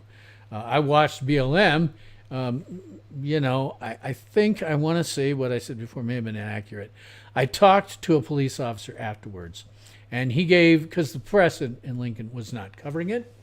It was BLM. BLM is above reproach as far as the press is concerned, so they will never cover the negative things. I know about all the property damage and the IED because I was there. And as it started to get more violent and they were destroying more property, I said, this is a good time for me to leave. And I went home. But I got video of it. I have video of those guys smashing everything in sight. So 30 million, even if you're not trying to, or you have a crowd that large, you're going to get some idiots who are going to do stuff like that. So I'll take that. Okay, let's call it 30 million. But more money, he reported. Stop giving you this crap. History teaches us that projects cost for replacements and repairs beyond in-kind improvements across campus will be considerable and beyond the scope of the current budgetary environment. It's a cute quote. It's a nice long word salad. he might have just as well said, we're probably going to find more, and so we're not sure how much it's going to wind up costing. Next paragraph, the price tag will go even higher, Blanton told lawmakers on House Appropriation Committee. Yay, we've got some sourcing. He was telling this to a House Appropriations Committee. If the fence and other security measures are needed beyond March, they wouldn't have been. What's this? Okay, this is when he actually is apparently a YouTube video of him before the Health and Human Services Committee, and we're not going to talk about that. If I can debunk video. It's just that debunking written word on screen is a hell of a lot easier. Oh, God, we're going to have to go through his prepared testimony. Oh, man. Blanton described how his employees tried to minimize the threat in the Capitol and lawmakers on January 6th, when thousands of former President Donald Trump supporters breached security perimeter at the Capitol grounds. That first couple of sentences is accurate. However, we get to the last sentence. Many of them then engaged in a pitched battle with police and security personnel. There is no evidence to support that. We have tons and tons and tons of footage now taken in around the Capitol by the people who were there, the Capitol building, security cameras themselves. There was no pitched battle. This was a riot. It was not an insurrection. An insurrection would have involved people dying. It would have involved bullets. This was not a riot. This was an insurrection. It was a riot and a pitched battle with police and security personnel. Those guys were armed. They had guns. One of them used them on one of these guys and killed her. They had guns. If you were in a pitched battle with them, they just, okay, no problem, blam, no more pitched battle. There was no pitched battle. Architect of the Capitol, employees sheltered congressional staff in their shops to protect them from the roving mob. In point of fact, if you look at the video, there was no roving mob. There were people who were, again, I've said it before, they were allowed in, they were let in by security. The guy who got into the Senate chambers, they opened the door for him. This is what really should be investigated. How did that happen? Why did they open the door for these people? What was going on? And the congressional staff members, I'm sure they were scared witless. They would have reason to be. They wouldn't know if these people were actually going to do something, blah, blah, blah. So, I mean, sheltering them in their shops, to protect them in case something happened. Okay, fine. But there was no roving mobs. Blanton said, adding, other members of our team raced to the roof to reverse the airflows within the building to help clear the air of chemical irritants like bear repellents and pepper spray, while more team members rushed bottles of water and eye wash to stations to Capitol police officers in need of assistance. The degree to which things like bear repellent and pepper spray were actually used is unknown. We don't know. There were reports, but the degree to which they were used and the accuracy of these reports, we don't know. Why? Because they are done by non-sourced people. It's just sources close to, unnamed sources, etc. We are fortunate on this one that we actually have a person going on the record. So I will take him at his word that they did the things that they said. Whether or not the degree to which Capitol police officers needed assistance, hard to say. But I will take it at his word that that is what they did. When the mob thronged the Capitol, let's do some emotionally loaded words there to do just a little bit of sensationalism. When they thronged the Capitol, Jesus, I've seen this thing, man. Most of them just stood around. The vast majority of them stood around. Didn't do anything. They just wandered around. And I don't mean inside the Capitol. I mean, they just wandered around outside the Capitol. There were a few. There was a small number of the large group that was there that did try to get in and did go in and were led in by the Capitol Police. We've seen it on the videos. We all know what happened. They thronged the Capitol building. The architect of the Capitol's painters and artisans were laboring to complete the massive task of readying the campus to host a presidential inauguration. Well, okay, yeah, those guys stopped what they were doing, for sure. You know, they wouldn't know what was happening. They'd run. Let's see. And they running campus. They just said over the course of a couple of hours, the hard work of our team was destroyed. Okay, I'll take that at his word that they must have done some, tearing down and stuff like that. I didn't see videos of it, but I'll take his word at it because he says, and it's sourced. It's sourced. There isn't three, but there is at least one. That's good. Let me do something here. I got to scroll down in my stream settings and make sure I've got something set. And I can't see it without my glasses. So I put my glasses on. Sorry about this. Stream latency, auto start, closed captions. Okay, all right. I think we're good. Lower than recommended. Well, who cares? Okay, sorry. I have to look at. Sometimes I have to look at the YouTube control panel, which sucks and always has. The inauguration platform was wrecked, he said. There was broken glass and other debris. Sound systems and photography equipment were damaged beyond repair or stolen. 2 historic Olmsted lanterns were ripped from the grounds, and the wet blue paint was tracked all over the historic stone balustrades and the Capitol building hallways. We will take this for as accurate. I would be really interested because I'm sure some idiot must have taken pictures. I'd be very interested to see the pictures on this just to, make sure that we know for certain that these things actually happen. Pictures would be nice.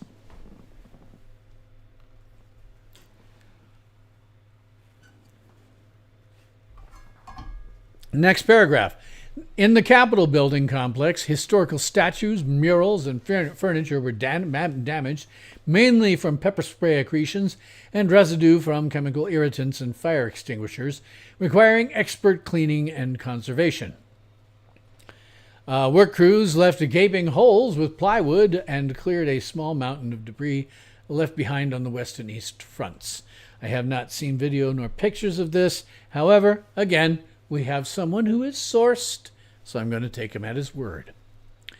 Blanson also said that many lawmakers have asked his office about preserving mementos from the unprecedented violence.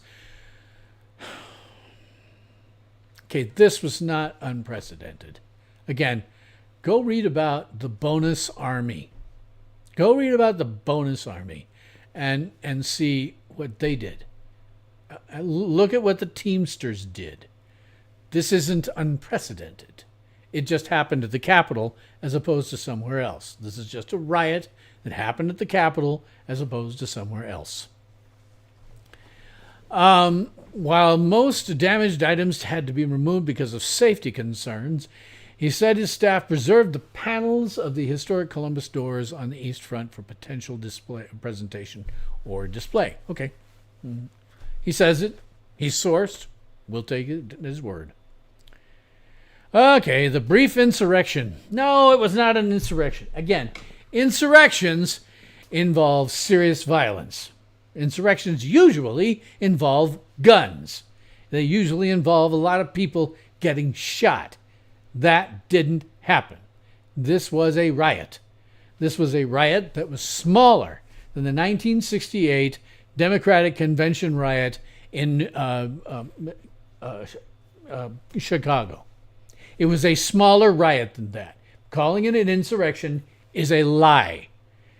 It is a sensationalism to try to make people on the right look bad. Most of the people on the right weren't even there. The brief riot, we say, brought Catastrophe. Okay, there's another emotionally loaded word. Catastrophe. A catastrophe. Oh my God, everything's destroyed. A catastrophe. No, it wasn't a catastrophe. To what had already been a very busy tenure for Blanton, who was sworn into his office in January 2020. Since then, the Capitol has hosted 3 lying in state or in honor ceremonies, including the U.S. Capitol Police Officer Brian Sicknick, who died after being injured in the riot. No, he did not. He had 2 strokes the day after the riot. Attributing his death to the riot is just lies. The rest of a lot of that is just filler.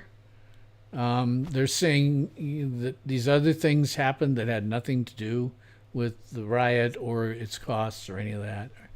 So that's mostly just filler. We would take that out.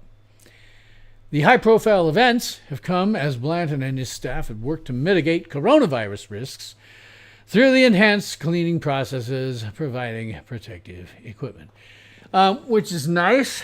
I'll take him at his word. He's sourced. We'll take him at his word. He's sourced. So, interesting thing, of course, is we know now that everything about the coronavirus and all of the measures taken were complete garbage and never needed to happen. The cure was, in fact, much, much worse than the disease. Moving on. On Wednesday, Blanton said many people in the staff had not yet been vaccinated despite continuing to work on the Capitol campus. Oh, that's rich. That's just rich. First paragraph, they're talking about how they're trying to take steps against it. And the next paragraph, he says many people have not been vaccinated. Oh, that's rich. That's just rich. That is funny as hell. That is just funny as hell, particularly now that we know the vaccines were useless. Let's see. Work that has been, including the intense effort to repair damage from the riot and hold an inauguration. Again, I don't know how much damage there actually was. We'll just take him at his word. He's had a rough couple of weeks trying to get, everything set back in. Some stuff probably was damaged and probably can't be replaced. It's unique. If I had one thing to say about the idiots who actually got into the Capitol building, which were very few of them, and they were led in by security, I would have to say, morons, just leave the stuff where you found it. Your point was made. In fact, this is a quote, we've had a small distribution of COVID vaccines for my staff, Blanton said, replying to a question about the staff's health. He added that the group is following the safety protocols that were laid out when coronavirus pandemic began last year. So at this point, they were not yet firing any federal people who did not take the vaccine. He still had lots of people on his team who didn't. Yay for you guys who didn't take it. I hope you didn't and lost your jobs and stuff. It was the right thing to do to not take this vaccine. I know. I remain in the control group. I have never had that vaccine on purpose. Now, I have a lot of vaccines. There are vaccines that work. There are a million vaccines out there that work that we've had around for decades and whose efficacy is fully known. If you don't get your kids that battery of vaccinations, you're an idiot. Simple things, right? When I was a kid, what was it? Chicken pox. Chicken pox was a normal thing for kids to get. I had chicken pox. Different story, but I had chicken pox, and it was a pretty miserable week. My children never had to worry about chicken pox because they had a vaccination for it. And of course, we gave them the vaccination for that so that they would never have to suffer through a serious, nasty week like I did. So vaccinations as a whole are good things.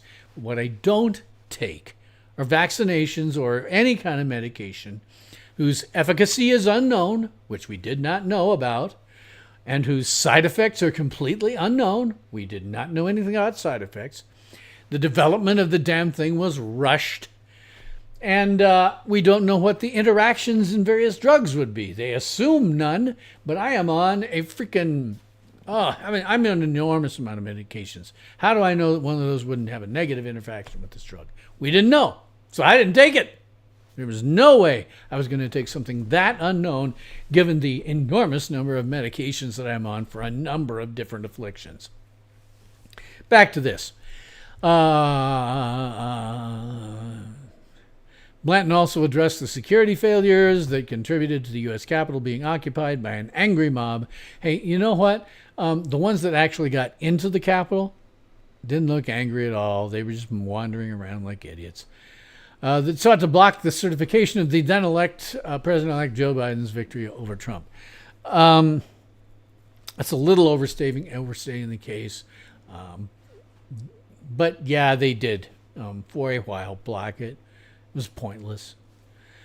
The events of January 6th were stark reminders that institutional biases, priorities, and actions taken out of sync with actionable data resulted in poor decisions, he said.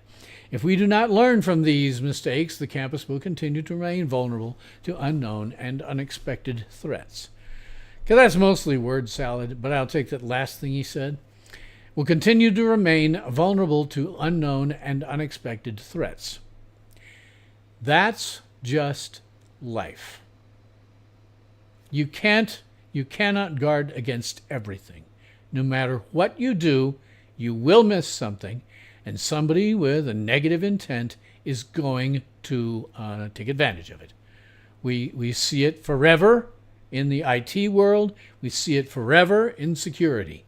You try to make as many possible, you try to think, in security, you try to think of the worst possible things that could happen, and then you try to guard against it. But there's always going to be something somewhere that you missed. That's how President Trump almost got assassinated, because they missed something. They didn't do one thing that they should have done, and that resulted in that attempted assassination. In security, you try to imagine all the worst possible things that could happen, and you try to guard against them, but you got to go into it nervous as hell. Anytime you go into something where you think you've got it all, you still should be nervous, because somebody somewhere may find something that you didn't think along. You try to think along with the worst of it. What's the worst that could happen? Try to think along with it. But there's going to be somebody out there that you didn't think along with, and they're going to take advantage of anything. So the statement that we don't learn from mistakes, capitalists will continue to remain vulnerable to unknown and unexpected threats. It doesn't matter if they learn from the mistakes. It matters a little. But it's still going to be vulnerable from unknown and unexpected threats. That's the whole point. You can't expect and anticipate everything. It will always be vulnerable. Doesn't matter. It wouldn't matter if you put a 10-foot high, electric fence with 120,000 volts on it. It wouldn't matter. Somebody somewhere would figure out something that you hadn't thought of and breach it. Guaranteed. Guaranteed. Final paragraph, thank God, from this NPR thing that's mostly just garbage. Blanton also asked the committee for help in securing additional funds for a campus-wide security assessment to prevent similar events in the future and to protect the Capitol and the people who work there. Okay, he's sourced. Amazingly, the only people who really sourced were NPR. Amazingly. And they only, interviewed some people on the left. They didn't interview anybody on the right, which makes sense. But this notion, the guy went out and he asked the committee for more funds to do a security assessment. Oh, God, yes. Yeah. Well, yeah. After something like this, of course you do a security assessment. I mean, you did, when I was in IT, if we had some kind of breach, a security assessment was the immediate. Well, first we plugged whatever the hell we thought the leak was. Then you go and say, all right, before the end of the day is out, I want to know exactly what happened so that we can not have it happen again. So yeah, okay, of course. Yeah, makes perfect sense. Going along with that. So of all of the articles that were given to me by this individual, this one, amazingly, from NPR, one of the most biased news organizations in the world, is the only one that sourced anything. Well, there were a couple of sources on it, but they're the only one who consistently sourced an individual. It's only one. Would have preferred 3, but a lot of it was testimony before a committee, and the committee therefore becomes your witnesses. It was the best article so far, but it's also from about a month after, which means that we don't really know for sure about anything. Anytime something happens, it's going to be close after you're going to run into problems. Hey, Jeanette. Hey, how's it going? Yep, one can never think of everything. Yeah, that's the whole problem with security. That's why I'm dead certain that Donald Trump's security detail hates his guts. The guy is far too fond of putting himself in a situation where he's vulnerable. I would be scared as hell to be on his. I would just be nervous all the time. I would be like, oh God, please, Mr. President, don't do that. Oh, hell, he's done it. Quit. Everybody look. Anybody see anybody with a gun? Anybody see with a gun? Okay, keep looking. I would hate to be on his security detail. It would drive me insane. All right, so that's that one. Now, I did get one other thing from him, from this individual on who wanted me to go through and do this. Wanted me to do a debunking, a whole night debunking, essentially. That was one that's called Officer Fanon Walks Through His Body Camera Footage from Capitol Riot. And that date line was July 27th, 2021. It's body cam footage. The problem is it is testimony before a subcommittee or something, right? The problem is it's all video. And I am perfectly capable of debunking video. But there are practical reasons why it doesn't work very well on a stream. First off, the video he gave me is from NBC News. I don't know if it's copyrighted, but I have gotten in trouble showing copyrighted materials on a stream. And beyond that, it's video footage. So while it's still debunkable, it doesn't work well on a stream because you see, I need to go through almost on a word-by-word basis to get to things. With video, if I'm going to explain how I do video, that means I'm going to stop all the time. Like every time somebody says something, I'm going to have to stop and then research whether or not what they said is accurate. But in addition, this is a congressional hearing and by definition virtually useless as a news source. Just virtually useless. Let me do something. I'm going to pop out my chat now that where's pop out? There we go. I have so many windows open until just a moment ago. I couldn't put it where I wanted it to. So now I can see you much easier, Jeanette. Congressional hearings are where scandals go to die. That's all there is to it. All congressional hearings they're used solely as a way for Congress critters or senators to demagogue their way through some sound bites for their district's local news. That's all they do. They're just going through and doing demagoguing and sound bites. Almost nothing of any use is ever brought up in those committee hearings. Now, you can go through and watch the body cam footage. That would be very interesting. But again, it's from a freaking congressional hearing. And that's where they go. That's where all scandals go to die, is congressional hearings. I mean, because if you think about it, right? Think about it, because I got 60 years worth of watching this crap. And if you're watching me, probably you might have, Jeanette, I know you have similar life experience with respect to being around that long. But to my knowledge, there has never been any reforms nor consequences made due to a congressional hearing. It is literally where scandals go to die. You go to the hearing, All of the Congress critters, they go, why didn't you do this? Well, you did an awfully good job, sir, and I'm glad. Why didn't you do this? Awfully good job, sir. I mean, that's all that happens. That's all that ever happens. All they're doing is giving some sound bites so that their local news can show, look at what our congressperson is doing. They're really fighting for us. It's useless. Those congressional hearings are useless. You can ignore them. Nothing will happen there of any consequence. You may find out about some scandal that you didn't know about before, but the hearings themselves are useless. Nothing, absolutely nothing will come of them ever. They never do, and they never will. So, I got done with the stuff that I was going to debunk. And amazingly, it's only been 2 hours. I'm kind of shocked. I already did my Gen X story time at the beginning because I didn't really have anybody in. So I really don't... I'm out of content unless somebody wants to talk about something. I wasn't really intending to talk about politics this time because about the only thing to discuss is the left going completely insane. Just absolutely bonkers, and engaging in what is, by the dictionary definition, terrorism. You know, when they're going out and they're torching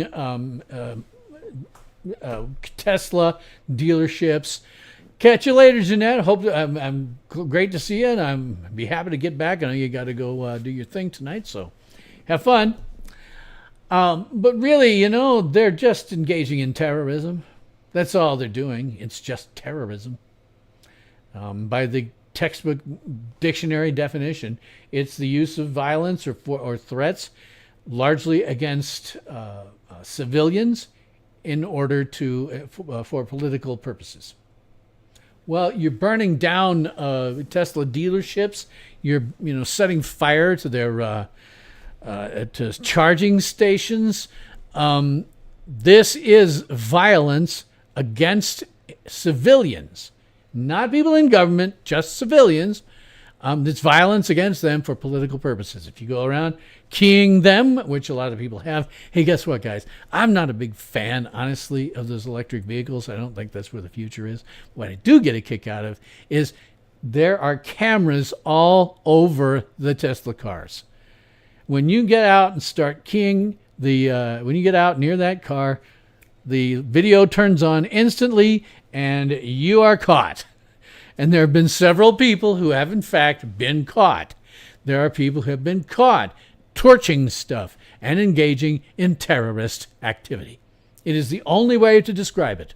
It is terrorism.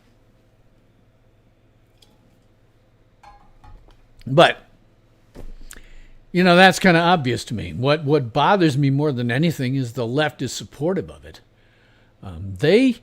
They honestly believe they have been paying this. This is the danger of having this press that must be debunked if you're going to get to any level of the truth.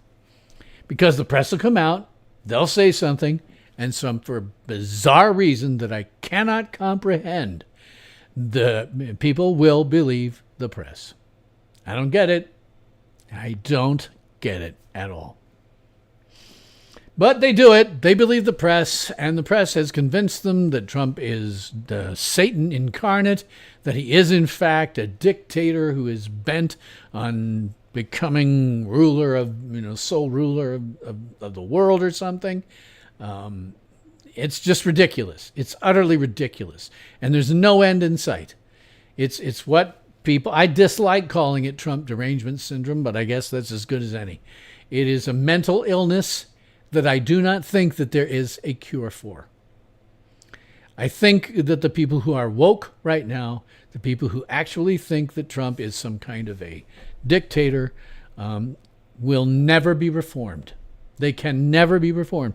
And that's just simply because they have something going on in them that I cannot understand. It is something I do not get. There is only one human being in this world that I could ever say that I really hated for any length of time. And that's my ex-wife. And that was during the divorce. And I'm sure she felt exactly the same way about me. I'm sure both of us at various times kind of thought to ourselves, gee, wouldn't it be nice if she just died and this all became easy? Or wouldn't it be nice if he just died and this all became easy? I'm sure she felt the same way. But that faded with time. I mean, I wouldn't be thrilled to see her at this point, but I'd be perfectly, we'd be able to be cool with each other. We would be civil. It wouldn't be anything crazy. I don't hate her anymore. We'll never get back together. We're not in love, but I don't hate her anymore. But people with Trump derangement syndrome, God almighty, I don't get it. I really don't get it. How can you hold that much burning, seething hatred for so long? I mean, what happened with me was the divorce finished up. I was not happy. She was not happy. We kind of hated each other for a while. We barely got along. And as time went on, things generally got better. But these guys, it's not that. They just continue hating and hating and hating. It's all they seem to have. It's all they got inside is just hate. If you're out there and you have, and you just totally disagree with me and have, you do have this hatred and you think that it is totally justified, please tell me, how do you keep that up?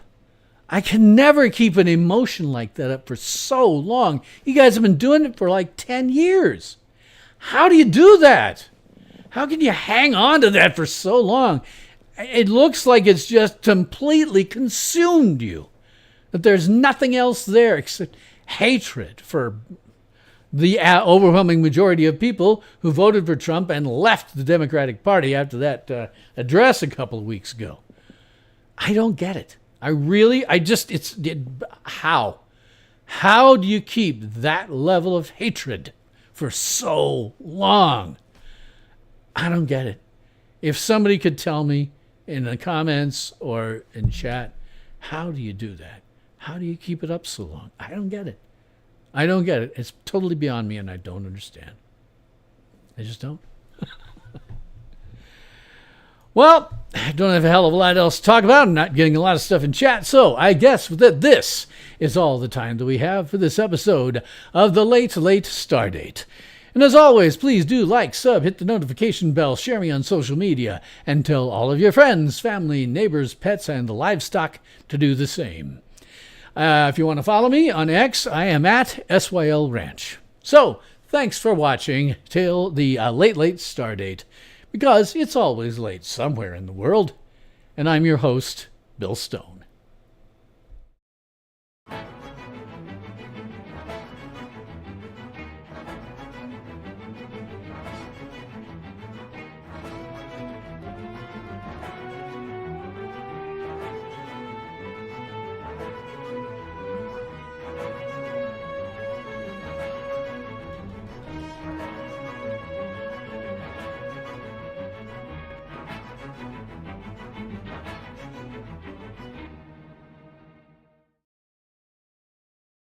Ultimate power in this world has always been one simple thing: the control and manipulation of minds.